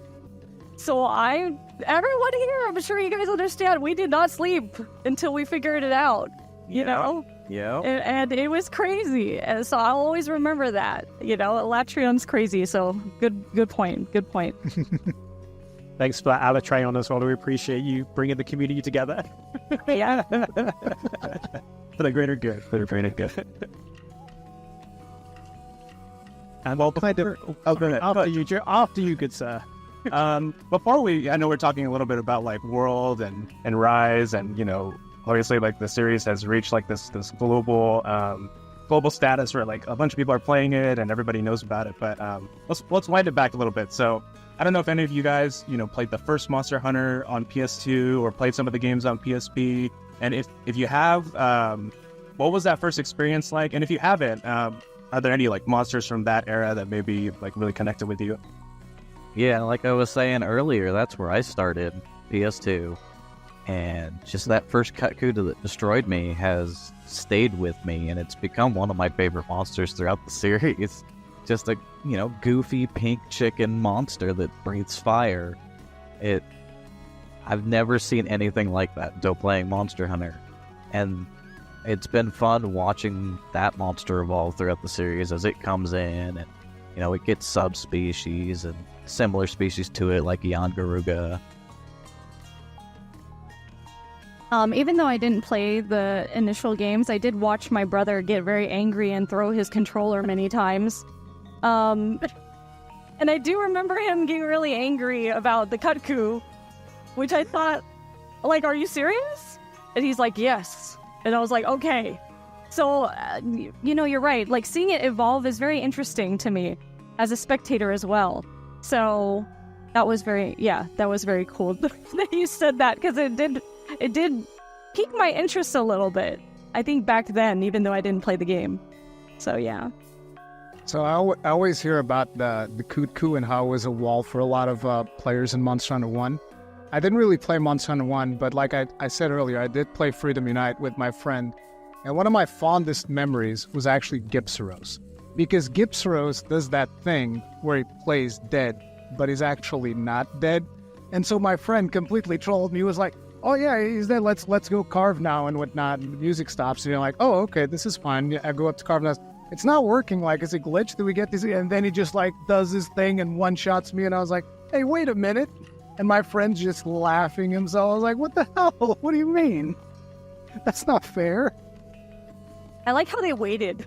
They're just like, let him cook. let him figure it out. I love that, because that's what we do too. Because we're like, oh, this will be perfect, because they don't know. That becomes kind of like a rite of passage whenever we bring a new player and we're playing some of the older games or something. It's always like, oh yeah, Gypsyros. Yeah, let's do Gypsyros. Oh yeah, he's fine. Go ahead and go get your loot. It's fine. It's all good. I can say for me, I joined a little bit later. I was a 3U. That was as I mentioned, my first one. Same. Yeah, and then quite rapidly as well, I was like, I'm going to get into 4U, and then like 4U's when I was like, yeah, I love this franchise. Like, I really enjoyed 3U, and I was like, this is great. This game's cool. And then I jumped onto 4U, and yeah, the rest is kind of history. I was in since then. And yeah, it was really special how even between 3U and 4U, how different the games felt. One thing about Monster Hunter is like each generation has a different feel to it, and some new additions and things like that, was keeping the core DNA there. So you're always on your toes, always finding out fresh things, even for your favorite weapons. The identity is still there, but they play a bit different, or they have a few tricks, or what they have has changed. Like, when you think, for example, between 3 to 4U and then jumping ahead and you look at the difference between like World and Rise, there's always something new, and there's always something to grow as a hunter and to try out, and that's what I found really, really fun. Yeah. Speaking of that era where you kind of started, John, that's also where I started as well. And honestly, it's the guides from the community and different creators that helped me really get into it. So You talked about it a little bit, but is there any like kind of key memories from that era of Monster Hunter 3DS that that really resonated with you guys? The first time jumping in the water and actually being able to swim in it, that was amazing. There's so many memories. I can't even, I mean, Gore Magala showing up, Tetsukabra, you know, fighting that, and then, you know, making all the armor sets. I think that game also hooked me. I couldn't believe how immaculate to me that game was. And it's still to this day just indented into my, I guess, memory. I even told the previous community managers it changed my life. And they're like, huh? And I'm like, no, I'm being serious. This game changed my life. And I think they kind of were like taken back by that. And I was like, no, it was, my hands were bruised. That's how much I held on to my 3DS. And it was bruised on the sides, and it was I was clenching the whole time. I didn't move most of my days. I was in my bed playing, crafting, and it was just, I almost felt like I was manic. I love the game so much. And I was like, this is it. I love Monster Hunter. And I think that definitely solidified my passion the 4U days. So yeah, it's great. I mean, Monster Hunter 4 Ultimate is literally the only reason why I even bought a 3DS to begin with, because I don't care about 3DS at all. Like, I usually play home console and stuff like that, but 4 Ultimate did not come out on home console, so I was like, well, I have to get this 3DS because I definitely want to be playing this game. And 4 Ultimate is still one of my favorite Monster Hunter stories. And I know that a lot of people don't really play the game for the story, it's more for the gameplay loop and all that, but the journey that you take throughout Monster Hunter 4 Ultimate, from the beginning where you fight, is it the Ran or Genran? I think it's the Ran in 4 Ultimate. You fight the Ran, and I was like, this fight is awesome. You load the cannons with the bullets, and you shoot the cannons, and the whale flies over you and whatnot, and all these crazy things happen. I love that. And I've been asking since forever, please bring them back at some point. I had such hopes for Rise, to see them in Rise, but yeah, I love that introduction. And I love the progression of the story, because in 4 Ultimate, you actually get to visit multiple villages. So you get that feeling, because every village in Monster Hunter always has a very unique vibe to it. From the music to the NPCs that are there, to the interactions and even the quests and some of the characters that you meet while you are there. And then 4 Ultimate, you get to experience that feeling multiple times, which to me was really cool. And you know, even the whole thing about min-maxing your palico a little bit, and in 4 Ultimate, we also got Charge Blade for the first time and mounting for the first time. So I was even playing Insect Glaive because I just wanted to mount all the time, because I thought, oh, this mechanic is so cool. And just like stabbing at the monster while he's like wildly trying to get you off and whatnot. It was. You remember the pizza cutter thing? Oh yeah. I just remember seeing that for the first time, because you're just like grouping up with people and you're like, is that pizza? And then for me, I was shocked, and I was like, "Oh, what weapon is that? Do I get pizza?" And I had a hammer. Of course, we're not gonna have a pizza. So I was like, "Oh, I need to try that weapon." It didn't click with me at the time, but it looked cool. They had really cool weapons, you know, styles and everything. That made me laugh a lot too. So, yeah. I believe that the first corn popper was Freedom Unite, if I'm not mistaken. So we also had the corn popper. Corn popper. Yeah, it's just a big, it's just a big piece of corn, which, interestingly enough, in Monster Hunter Rise was like one of the best gun lances in the game. Oh man, that sounds cool. I did not. Yeah, I need to play that weapon now. Corn popper. Play gun lance. Weapons are so funny. So many different designs. Hey, it's always good to go back, you know. Yeah. It's like when I first saw the tuna greatsword. I was like, it's an ice elemental greatsword. No, I'm holding an actual spear tuna by the nose and swinging it at monsters. And then for like hammer, you get this teddy bear that you beat people with. Yeah. This is perfect. I love this. Yeah, the range of weapons, you know, you've got your serious kind of weapons, you've got the cool looking weapons, more traditional ones, and then obviously you've got like the comedy weapons almost. Like, you know, I think is that you can get a couple of mugs of beer or some other beverage, and I think, is it World? For dual blades. For dual blades, yeah. Blades. I think you it's get the Dargo dual blades in Rise. Like, yeah, there's a load of cool weapons. Obviously, the sword and shield, though, we're quite humble, mostly. I did get my Zenoga sword and shield in Rise, though, 'cause I do like that. It growls when you bring it out. And kind of talking of that, obviously we've touched on about how we got into Monster Hunter, whether that's friends, family, content creators, or looking for a challenge. And during all that time in the early days, for many it was kind of seen as kind of a niche game, almost. And then all of that changed with a little game called Monster. Oh, what? So how was that for you, seeing this game that you love and this community that you've been a part of and kind of nurtured for so long suddenly kind of really go global? How was that? It was insane, because I was at that E3, and normally it's like, okay, we'll have one community manager there. We had all of them on staff there that day, and tons of the content creators there, and I'm like, oh, this is a big thing. We've got this big, huge statue of Rathalos looking up at that, and I'm like, this isn't just, the niche little fandom that I had before. No, this is Monster Hunter worldwide. And just being there with everybody was so cool, and meeting people that have been with the series for a while or just getting into it. We'd have all kinds of, people that aren't used to the series come up and be like, what is this big monster here? And it's like, well, this is Rathalos. He's one of the main flagships of this game series, and being able to tell them about it. And then actually getting to see the gameplay, and it's not flat world anymore. It's all these massive landscapes, and being able to track the monsters around and actually feel like you're hunting them it's insane. It's hard for me to put a lot of this stuff into words, to be quite honest, because when I saw the words Monster Hunter on my screen, when they made the announcement, I felt my whole body, bumps everywhere. I was goosebumps. I almost wanted to tear up. I screamed in my house. I remember the day. I was like, Monster Hunter is coming to PlayStation. I still feel it.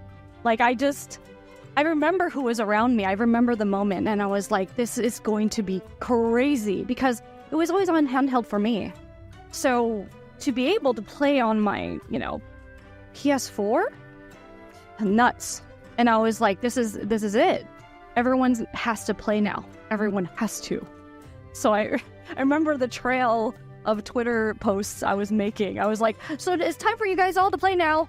You have no excuse. It's on PS4. You're gonna have a demo. That means a demo. So when the demo came out, it was over. I was playing that nonstop. I didn't sleep. It was awesome. And I could slide down, with my hammer, and boop, I was just, it was great. Anyway, moving on. I loved it, all of it. So to me, that was so meaningful that I actually don't remember a single other thing that was announced during that E3. It was just like, no, whatever. Monster Hunter is finally coming. Because the thing was, I had covered Monster Hunter in my channel before the announcement of World, but it was always like one of those things where I couldn't really dedicate as much time as I wanted to it, because one of the things about content creation is about timing, right? And so Monster Hunter games before that were out in Japan, and then 1 year later they would come to the West. And by then, most of the really, dedicated content creators would buy the Japanese version, and they would like somehow manage to interpret what was going on in the game. And I was like, I can't do that. Like, I don't know. I can't try out the game in Japanese. It's just really weird to me. I can't play it like that. So when I realized that this one was going to have a worldwide release, I was like, oh my God, I've been waiting for this for so long. I've been wanting to cover. So instantly, just like video after video, telling people about how amazing this game is, and we all need to play this game. This is going to be insane. And it was that. And then the moment the demo came out was when it all came together, because I was like, up until that point, you don't really know what the gameplay feels like. Because Monster Hunter has this texture to it, to the way that it plays, the way that each move feels, and when you hit the monster and all of that. And with the more, let's say, more fluid animations that we're seeing for Monster Hunter World and all, a lot of people were questioning themselves, is it still going to feel like Monster Hunter? And when we finally get our hands in the beta, it's like, yes, it still feels like it's so good. And it was just completely insanity from there. I was completely addicted. I put in way over 100 hours in that demo, checked out every single weapon, did runs where we were killing all of the monsters that were just there that you weren't even supposed to kill, like chase after Rathalos because he shows up, and chase after Anjanath when he shows up. And there was even like a rare monster that wouldn't always show up, which was Puke Puke, I think. So like there was a chance that the Puke Puke would spawn in the map, but it would only do it like once every 100 times or something ridiculous like that. So everybody was running through the beta over and over and over trying to see if they could get the Puke Puke to spawn. Yeah, I think one of the cool things about World also, and Iceborne, getting to Iceborne, is that it was the first kind of like free title update and expansion that was all happening for a Monster Hunter title. So it was like the game launched, and then it was like a longer term relationship with the game, honestly, like several years of playing, and people are still playing today. So I think that's one of the cool things, is that, you know, being able to like go along for the ride, see all the monsters revealed with the different events and whatnot. I think that was just really cool to see. And I know the team really loves, you know, the monster reveals and seeing everybody's reactions. So yeah, anytime we see your guys' reactions, we're always making sure that the team in Japan knows about it as well. The changing of the gathering hub was also fantastic. The way that it would completely change whenever there was a new event, like, hey, here's the spring event, completely different gathering hub. And it would always bring the community together because everybody wanted to go farm the special like events that would be available at any given time to get all the special timed rewards and whatnot. I thought that was an absolute blast. And even when the sieges would come, and, you know, again, the community would just jump back in and everybody would be grinding stuff. It was really cool. And another really cool aspect was the fact that the lobbies would actually hold more players. So you would constantly have like a bunch of players in your lobby and different people running different things. It was just such a good time. I love that. Yeah, like the 16 people, you know, player lobbies was nuts. And being able to take pictures, I mean, I loved taking pictures with everyone.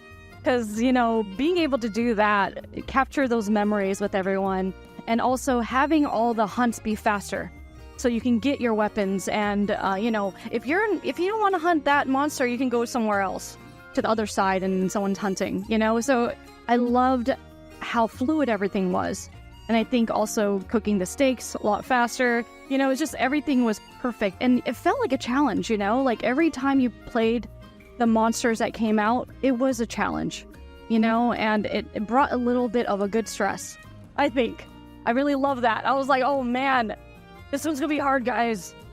I guess we're not sleeping tonight. And that's one of our favorite things to say to each other, like, are you prepped for this? Did you shower? Did you buy some snacks? Do you have 2 different waters? You can't, like 2 different drinks. You have to have water and something else. So we would prep each other. It's just so funny. Because it's like, you know, when a new one, you know, a new monster comes out for the free title updates, you know, it's just all that stuff. You prep each other too. So it's awesome. It was awesome. I love those days. And we have them again, you know? We still have them again. You know, people are still going, you know, coming back to World. Oh, yeah. I am. So it's awesome. I love it. Yeah, I loved always seeing the big gathering halls just full of people. You know, you'd have people on one side playing, just, you know, at the, what was it, like a little hot spring? They'd just be hanging out in there. You'd have people doing the arm wrestling. And it was great as a streamer because you could have just different groups of people be like, all right, we completed this quest, let's shuffle the next group in. And you'd just constantly be working together towards stuff. Yeah, it's awesome. And, you know, you've all actually touched on kind of our next topic, which is kind of favorite memories from World and Iceborne. And, you know, for me, it kind of starts quite humble with having more of my friends actually come into Monster Hunter and playing through with them and grinding and farming with them. But then I found that I was getting experiences that actually really got my heart pumping. Obviously talking about title updates and, you know, Alatreon, which I absolutely love, because I'm a sword and shield, so I use elemental weapons anyway. So, like, I was right at home. Mm-hmm. But the thing with that, having that, you know, you had to kind of hit that damage limit before the Nova attack. And you think you're close, but you don't know, and you know it's going to do it soon. Is it Eschaton Judgment, I think? Eschaton Judgment, yeah. And I'm like, are we there? Are we there? Have we got the horn yet? And you can hear like the heartbeat kind of go in, and then your heartbeats go in. And the first time we beat that was just an incredible feeling. Like Fatalis was great as well. Fatalis was insane, but just the kind of pressure I felt in that hunt. And then the kind of the nostalgic music playing at the end as well when you do take down Alatreon. That was really, really, really special. And as a Sword and Shield user, I felt validated that my elemental set was so good. Go, Gath. I'm trying to think. Okay, Vampy, do you want to go? Because I have mine. The most memorable thing about World, there's The most memorable thing that happened to you while you were playing World. Oh, this is really hard, guys. Like, there's so many things.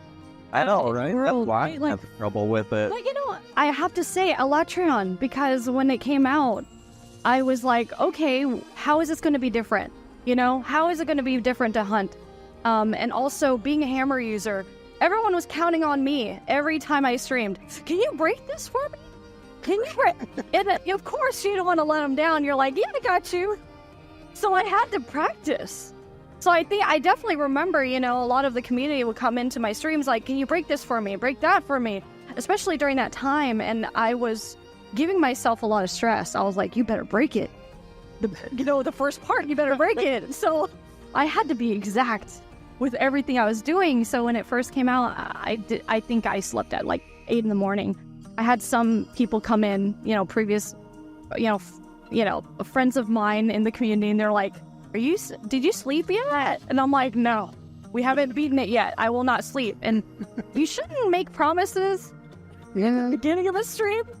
I recommend don't do that, because you're not gonna rest. But that was definitely one of my most memorable, because when we did finally beat him, it was with the people that I hunted the most, because we worked very well together. So we can synchronize, and we trusted each other, that we knew our weapons very well. And I think that's one of the main things, is working with a team that knows their weapon and knows timing.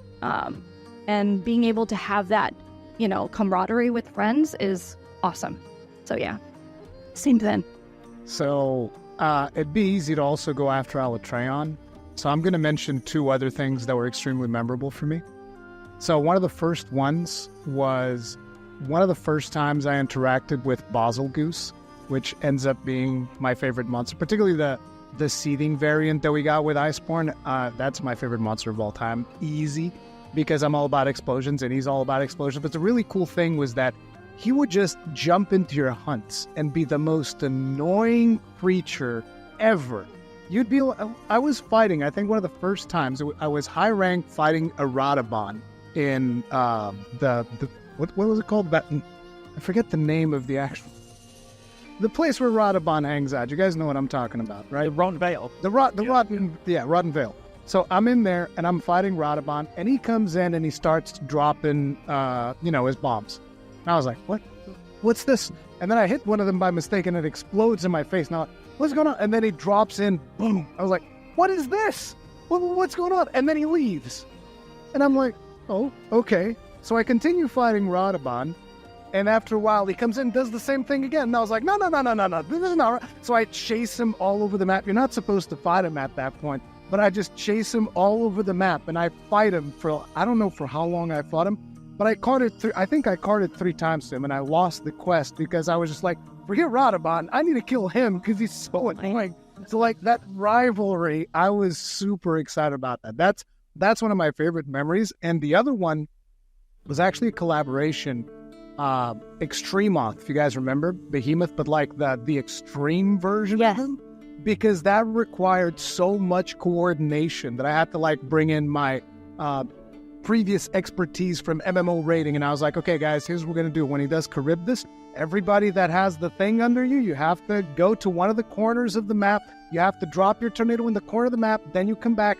I was playing Sword and Shield for that. I made a build that was all about like wide range, healing, speed eating, whatever was the thing that made you sometimes not consume your consumables. Yeah. I forget what the name of the skill is, but I had all of those things going, and the idea was everybody in my lobby, you never have to heal. You never have to worry about that. All you got to do is deal damage, okay? Yeah. And I know exactly when I want the mount, so I will do the mounting when it needs to be done. I will do everything. And it was amazing because it was such a thing that required so much coordination, and it took a tremendous amount of time to actually do. And it was a ton of fun to go through and do that fight. I loved it.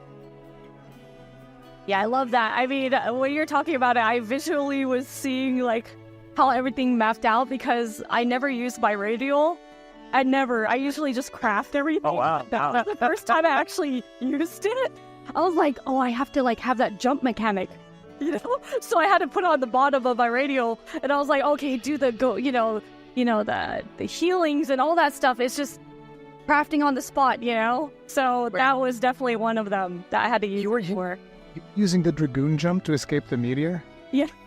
No, I was always hiding behind the rock. It's all timing, and I think that's one of the things too, like, you know, to learn it, right? Like so well that you know the time, right? Like everything's timing. And especially with those kind of monsters, you're like, okay, better count. So we're counting too. It was really crazy. I was like, what? I felt insane. I think that hunt, I definitely felt like an insane person. But also, you wanted the armor set. It's beautiful. Oh, gorgeous. yeah. I felt so cool, and you can change the colors and everything. I was like, oh, look at me. Like every time you go into, you know, like the Gathering Hub and you have a new set, you always feel like in 4U where you could like change the color. So fancy. I know, you just feel so cool. Like, oh, I have it. You don't have it? Like, oh, that's oh, you don't have it. Oh, right there. Oh man, too bad. I guess Yeah. Oh, I mean, you know, I'm good, I guess. Stream life. Love that. No, but it was fun. It was fun. At the same time, a lot of us would be like, "Oh, you don't have that? Well, come on, let's go get it." That's true. Make our friends. That's true. Let's help do them.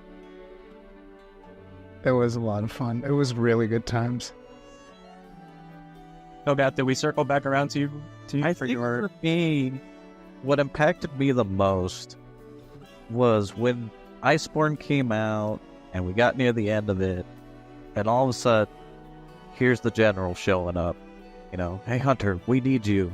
It's like, there's more story? You guys are adding more? And the whole nostalgia wave of going back and having to fight Fatalis again, it's like, I get to teach you this lesson again, old man. Here we go. And I just loved how much it was still the same, yet different at the same time. It's like a lot of the old strategies still worked. It's still Fatalis, but they changed it so much with Iceborne, and just, again, how much this series evolves through time. It's crazy, and it just really moved me hearing the music again. And you'd get those goosebumps. You're like, yep, this is it again. This is why I'm hooked on this series. And when you get Proof of a Hero, when you get him low enough and Proof of a Hero kicks in, it almost brings tears to your eyes. Oh, let's go. He's down. We gotta get him. Every time anyone talks about anything, I'm just my face. I feel like getting hot because I'm like, I know how you feel, and that's the coolest thing. Like, I mean, anytime someone tells their story, you can feel a little bit of yourself in that moment, you know, with them. So it's awesome. I just see, well, now it's obvious the team definitely thinks about what they add to the game. Yeah. And everything they do. Even with the collaboration quests they do. It's not just, yep, here's an outfit from this game. With World, they added new quest lines and really made you feel like part of their world as well as part of Monster Hunter. Yeah. Honestly, when Proof of a Hero hits in that Fatalis fight, I feel like my brain just like hits like a weird, like, I don't know, a weird level where I'm just like, nothing else matters. And I think I've made some mistakes in that hunt at the end because I've just stopped thinking at that point. It's too crazy. I mean, on my first solo kill, by the end, I was actually playing Sword and Shield, and I was just like mashing circle, like, just die. There was like 10 seconds left. Just die, please, just die. And you don't know when because you're just moving back and forth, and it's not very obvious because you're in contained area. You're like, you gonna die? For me, it amps me up. Like that music hits, and I'm standing up now playing the game. Like, come on, let's go. The lean in. Wow, it was hard though, man. Like Fatalis is hard, but that was rough. Yeah, that was a rough one for sure, but very fun. And he looked amazing. Oh my god. Just to see him in that way, I was like, dang, what? Like I heard it when you're like that. Real tiny. Like you would fly over me, you know, like in that lava area, you know, so it's very interesting to see him that big. So yeah, well, we'll move it on from World and Iceborne. Obviously, that's such a huge topic; it's really tough to. But Could be hit. yeah, we could keep chatting for forever. I want to touch on Monster Hunter Stories, which we just recently announced that Monster Hunter Stories 1 is coming back to modern platforms, which is really exciting. But have you guys played either of the two Stories games? I mean, we both Jono and I think we've already talked about some of our memories in the pre-show. We both love those games and the different like kind of turn-based RPG style it brings to the series. But how about you guys? Oh yeah, I've played them. Like when I first saw them, it was their predecessor. There was this arcade machine in Japan called Monster Hunter Spirits, and they'd have all these little baby designs of monsters. So I was like, those are really cute. I really want those. And then seeing them bring it over to consoles, change it to Monster Hunter Stories, I was like, yep, this is what I want. I love these kind of games. And just the characters really grab me. I know Naviero is not for everyone, but I absolutely adore him. Really excited first game's coming back because not many people have experienced that story, and it gives so much backstory on him, and it will make you love him. Just the story, the narrative, and the gameplay is great because you're actually getting to fight with these monsters that you've known and loved over the years, and just forming that bond with them is so cool. yeah, I definitely agree. I think that when I initially started getting into the Monster Hunter series, being able to play with others, but my first love is RPG, like just those turn-based style games. So having that style of game for Monster Hunter introduced to me, you know, and being able to play it is just two of the best worlds together for me. Seeing it very cute in that way, chibi, and also like their story, and also like getting my friends who are RPG nerds like that, the turn-based style, getting them into it was really easy. They're like, oh, why do you always play Monster Hunter? What are these monsters? I don't understand anything. And even though they don't like the other kind of game style, they could play this, and they thoroughly enjoyed this. So the stories was perfect for every kind of person that, you know, that I could talk to about Monster Hunter. And they eventually learned all the monsters too. So when I would stream the other games, they were like, oh, so that's Rathalos. And I'm like, what? And I'd never heard them talk about Monster Hunter before. So it was just kind of cool, but weird at the same time. Like, oh, yeah, sure. Then that means you have to play in other games now. So they liked it too. They loved it. So I loved it. They loved it. And it's pretty awesome that for me, seeing it in that way was really cute and fun. So yeah, I'm excited for it. I got to see Legiacris again after so long. I've missed Legiacris for so long because like like I said, I started with Try, even though it didn't really click with me. I still had fond memories of that mission where you jump into the water and there's Legiacris just being super menacing and whatnot. So being able to see him in that game and actually have him on my team was really cool. But ultimately, just being able to actually ride a Basel Goose around, I was like, oh, this is so awesome. And the cool thing is also that you fight alongside the monsters. And so, you know, I would also be wyvern firing because you guys actually put gun lance as one of the weapons, because I don't think all of the weapons were in there. So the fact that we had gun lance, I was like, yes, gun lance, and you could actually wyvern fire alongside the monsters. It was just an absolute blast. I loved it. And the ultimate attack that we could do with the Basel Goose was also freaking amazing. So it's like, I was like me and my boy Basel going all over the place, killing all of the other monsters and whatnot. And yeah, it was perfect. Love it. Any game where you can befriend Kazu, I think is great in my book. Is that your favorite? Oh no, but It's okay. I was wondering. But he has the best theme. You gotta admit. I mean, oh yeah, that OST. Yeah, the headphones just explode. OST? Did you say the OST? Oh yeah, the best. The best. I'm I'm a fan. I hold on. Kazu. You raise a good point, Vampy. We've not actually revealed our favorite monsters yet. So, as you brought up the topic, would you like to start? Oh, Brachydios. When I first saw him, I was like, what is he doing in there? The lava area and for you, I was like, what is his head doing? And he just blow things up. Like Basilgeese, right? He would just blow things up at the same time. I'm like, what is this? But I loved he was actually very cute to me. Even though he was like causing destruction, I was like, this guy's adorable. And I think Guild Marm helped in that. She kept talking about him and made me obsessed too. And I was like, he's pretty interesting. She kind of brainwashed me, so I really liked Bragdios. So that's my favorite monster. Mine has kind of evolved over the years since, I started with the beginning, and just the love of Kutku lasted quite a long time. Then finally Generations came out, and I see Gamoth on this big, beautiful elephant, and fell in love with her. And then now we've got Malzeno, and I just absolutely love the vampire vibes of him, and color scheme, and just everything clicks with me. Yeah. Those are awesome, but again, to me, it's seething Basilgeuse. I mean, he literally jumps up in the air, drops a bunch of bombs, and then explodes as a nuclear explosion in the middle of the map. Gorgeous. Love it. Can't get enough of it. You're like, I'm a simple man. Exactly. I like explosions. You know how they say cool guys don't look at explosions? That's not me. I feel that, though. I feel that. I see it. Every time someone talks about their favorite monster and just that one, I know them already. I'm like, okay. Yep. I see what you like. I see what you like. Cool. How about you, Well, Joey? yeah, I'm a Devil Joe fan. I have to. My name is in it. Oh, you like? But also, yeah, I love the pickle. It's got like the tiny arms, so it's it just invades right in. Just completely destroys whatever hunt that you're doing, which I love that. It's just like the unpredictability, and also it's just got so much charm. It's just like this. Do you remember the pickles that they used to sell? Do you ever see those?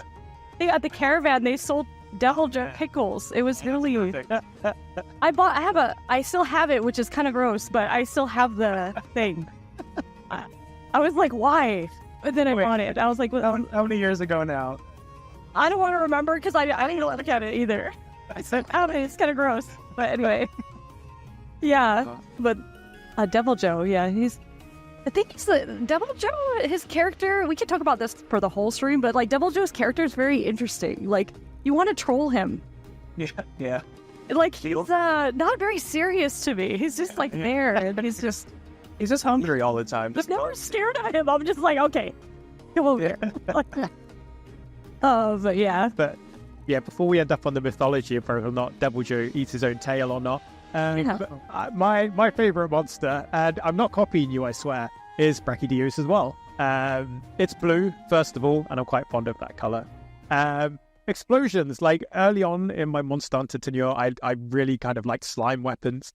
I loved explosions and blasts, but not to the level of Gunlance. Appreciators, obviously, they like big explosions. And obviously, what we now know as the blast status. And I just love its music. I love how it fights. I love how it looks. It's raw.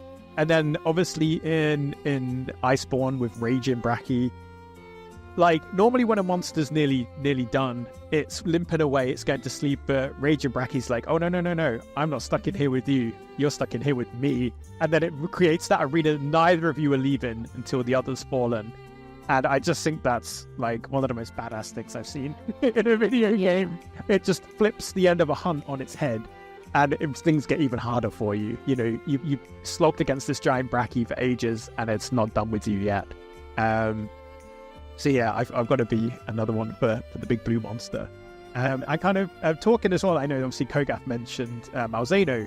Obviously, Rise and Sunbreak, the most recent Capcom Monster Hunter releases. Like, for me, like, talking about my favorite parts of that is I've never played so many different weapons in a Monster Hunter game than I did Rise and Sunbreak. And for me, that would be the different Switch Scrolls and Switch Scroll Swap and the Silkbind attacks. I loved they introduced Shield Bash and Metsu Shurigeki for the Sword and Shield, which I loved. They made the Switch Axe into this aerial menace. Like, no other title made me explore so many weapons, and I love it for that. What about you guys? What were your highlights of Rise and Sunbreak? Honestly, I really liked I forget what we called them now, but that base defense little mini game we had. Rampage, that's it. I just thought it was cool because it was something different. It's like, yes, we're still hunting the monsters, but we're on defense, not on offense this time. We're not going to their home, they're coming to our home. Yeah, just the story of that game really hit me too, especially as they added the rampages, following along with the story and how, following Narwa and Ibushi, and just how they interacted with the NPCs was really cool. Yeah, that was definitely a lunch date that I'd say they remember, but Ibushi probably won't. Now, like further in the Sunbreak, when they added the ability to hunt with the NPCs, I thought that was great. That's just something I've been wanting for a long time, because a lot of times I'll play solo if I'm not streaming or I have friends online, and then I still have that camaraderie with the NPCs, and some of them are unpredictable. I never know when they're going to shoot me in the back of the head while I'm trying to go after a monster, or sometimes they'll just run off and you're like, what are they doing? And then here they come riding in on a monster. It's like, I love this. This is perfect. I really like the theme of the whole game. It's just very different from what I was used to anyway, especially vastly different from World and Iceborne. Being able to get to know the NPCs was very interesting too, because they had a lot of personality. They always had personality, but a lot more in this game. And also, I do agree with the trying new weapons. I actually tried all of the weapons in this one and played all of the weapons in this one as much as possible, more than generally what I would just use hammer or hunting horn or something. Also, being able to guess the next monsters, I think, is always really fun. So Shagru Magala, Gore Magala, Astalos, that was freaking me out, because I was like, oh, this is crazy. Seeing them come back and, I kind of guessed it was Gore, but then, everyone was doing their guessing game online. So seeing them again was very exciting, especially if you're, playing for you a lot in those games and generations. You're like, oh, they're back. That's really cool. And of course, everyone ate a lot of dango. And then, that was really fun, because everyone's like, I'm full of dango again. And we always made jokes about that. They're like, what are you eating today? Oh, dango. What else do you think I'm eating? And also the little tiny Tetsukabra. That was really cute, seeing that in there. So I think they put a lot of thought into all of the ideas into that game, especially for fans. So I really enjoyed it. I feel like I've already revealed this in some other video that we did a while back, but one of my favorite moments was when I unlocked Blast Dash, because I was just in the training area, and then suddenly I realized, wait, I can chain this move? So I'm like, Blast Dash, and then I Blast Dash in the opposite direction, and you can do it 3 times in a row. And I was like, wait, what? I can basically fly. There was even a meme that people made where there was, because we had the wire bugs, right? So people were saying that normal users normal players of Monster Hunter Rise were like Spider-Man, and Gunlance players were like Iron Man, because we were flying around with the gun. Very true. That was so much fun. And the tremendous amount of play styles that it unlocked for Gunlance, where you had, at the beginning of Rise, you had stake spam, because you could basically just constantly do the worm stake, and then you would do guard reload and then worm stake again, and then you had different playstyles with full burst, and it was crazy. Just the amount of playstyles that the game unlocked for any given weapon was completely insane, which was one of my favorite aspects of it. I did play a ton of different weapons as well, but as per usual, I settled on the Gunlance. And once we got to Sunbreak, they even gave us the Bullet Barrage, which is you just unload all the Gunlance things at once, and you Blast Dash into the monster. And naturally, Gunlance mains all had to come up with a way, we need to just do this skill non-stop. So just get all the things that synergize with quick wire bug recovery and bullet barrage, bullet barrage, bullet barrage. Sick. Yeah, I may have picked up Gunlance because of your videos on that. Once I saw the bullet barrage, I'm like, I'm in. So I had to quite a bit with the Gunlance. It's pretty incredible. Oh, it's awesome. Yeah, like talking of the monsters, actually, obviously, you mentioned obviously like the themes. Obviously, we got the yokai, and then you've kind of got folklore monsters in Sunbreak, and even me, I love Gormagala as well. It's probably like top 3 monster for me. And seeing it come back, and I remember when the trailer came out, it's like, is that a Gosarag variant? And then no, Gormagala comes out of nowhere, and like Gosarag as well. Like this monster, when it stuns you, getting a unique animation where it slowly drags its ice blade up to you and things like that. And then obviously, I can't get this quest out of my head. I can't remember the name exactly, but when the Curio are kind of at their highest strength, Guys of Gorm is on the horizon, and you go into the Citadel, and everything is gone. There's no spirit birds, there's no endemic life, there's no small monsters. You even see the corpses of large monsters.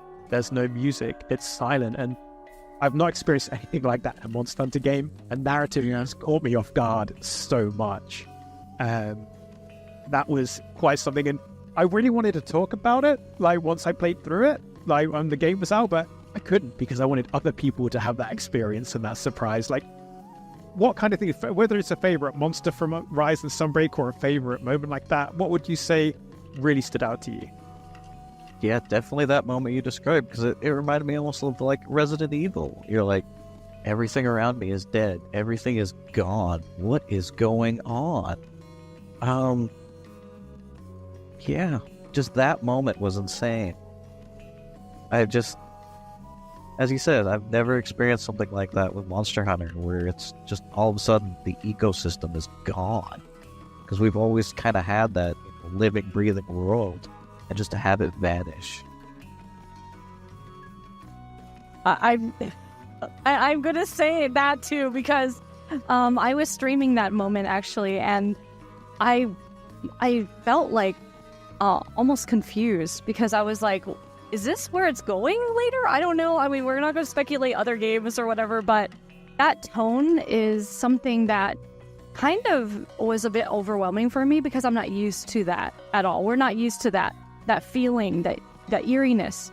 And I think that, that was well translated. I mean, huge props to the devs like doing that, because I think it also kind of like created a few more new wrinkles in my brain to think about, okay, what's the future? What's the future going to hold in other titles? You know what I mean? So I'm always thinking like, okay, they know how to do that very well. So, but of course, the themes. I love Gosarag. I think that is definitely my favorite from that game. And fighting that monster, I think it's just so much fun. So yeah. So one of my favorite moments, I mean, maybe it's my Portuguese blood or something, but it's when we see the scene with the ship, and the captain is in there, and they're getting ready for the final assault, and I'm thinking to myself, oh, we're gonna fight on the ship. This is gonna be amazing. And unfortunately, that wasn't the case. But still, having the ship there, and that moment where I think he throws a rock or something, and the admiral is just standing there, doesn't even move. And then Luchika goes in real quick with the gun, shoots the rock out, but the admiral doesn't even flinch because he's ready for war. We're going in. The friggin' the cannons, were they the Dragonator cannons or whatever it was, that then when you're fighting Guys of Gorm, you can actually call them in, and they just shoot this explosive Dragonator that starts detonating all over the place. Like, I love that moment. That moment was absolutely amazing. It's not my favorite fight. I still like the fight a lot. If I had to say a favorite fight, it's probably going to be Volstrax. Like, Volstrax in that game is really good. And especially some of the... What was that? There was one of the hazard quests or something at the end of Rise where the laser would just one-shot you.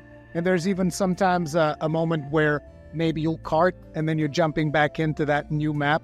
And the second that you land, you're just like, I see. The laser to the face instantly. The panic. I just remember panic all the time. Yeah. Yeah, for me, I really like Violet Mizutsune, which has a really like interesting like spirit bomb type move. So you're kind of just like staring up at that and trying to like add as much damage as you can. And if that thing hits you, it's all over. So that one in particular is a favorite for me. Another one, a memory I share with Kogath, is fighting Flaming Espinas. I knew that was coming. Yeah. We want to hear this. We were trapped in a room. Not trapped. We were in a room playing basically for an entire day. A TGS demo build. So the difficulty is tweaked, just to be like a little bit tougher.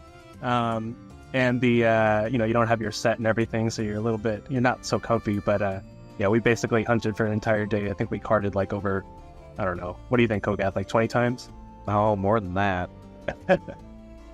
That's awesome. That's so cool that you guys shared that together. That event, we had multiple TGS builds of various Capcom games around. We had Street Fighter. What else was there? Yeah. All that us was Monster Hunter and beating Flaming Esp. Sounds about right. It's like gotta beat it. Yeah, we did not move. We were hooked. We were locked in until we got it. Yeah, and we finally did get it. And then I went back and I told the team how many tries it took us, and they were very happy. So they loved hearing that it was really tough. Oh, that's great. That's awesome. On release of Flaming Espinas, there's a really fun story because I would always make these very defensive gunland sets so that I could be super comfortable when I was fighting. So the moment that I'm fighting Flaming Espinas, because, I had seen the trailer and all that, I'm sitting there with my big set, and he's coming in with his big nuke that even, starts posturing. The one that one-shots everybody, right? He's coming in with that big nuke. And I could easily Superman dive that, but I was like, nah. My exact words were, I can block this 100%. Oh, you want to know? That's like... I was, super arrogant. Just I can block this 100%. And he just boom, dead. I was like, oh, okay. I guess not. Never mind. That's why I try not to talk anymore, because I'm just like, oh, man. I always get... That's like a clip right there. But that's cool. I know the feeling. Oh, man. Well, I think between all of us, there's been so many good memories with the series, whether we've been playing for the full 20 years or 10 years. So before we wrap up, let's go around the horn. Any closing comments on the 20th anniversary? Kogath, I'll start with you. Well, as I keep saying, I've been here since the beginning, and it's just so weird to think, when I started playing, I was 18. Now I'm pushing 40. It's like I've grown with this series and been such a big part of it. Seen so many different people come through, so many new monsters, and every game just astounds me every time. And I'm really curious what the series will grow into. Just the leaps and bounds we've made going from the 3DS games to World, then Rise. It's like, what's next? I can't wait. And it's been so fun growing with all these different friends I've made along the way, and this community, and all the little jokes we have and can share with each other, and just know exactly what everybody is thinking with it. It's amazing. I love it. Oh, man. Well, first of all, being able to be here with all of you and hearing your stories, I think it's probably the most exciting thing for me, because when I'm playing, a lot of times solo, right? These thoughts go through my mind. I'm like, oh, I wonder if anyone else understands how I feel about this title. And they do. Everyone does. And being a fan, first and foremost, for this series is probably the most rewarding thing of this whole bit right here for Monster Hunter's 20th anniversary. It's insane for me. I think that my friends, I still talk to all the time. Every time there's an announcement, we text each other. We write each other in Discord. We're immediately writing each other. Did you see? It's like 4 a.m. Did you see that? I went to the restroom, but did you see that? And we text each other, and we're awake somehow at the same time.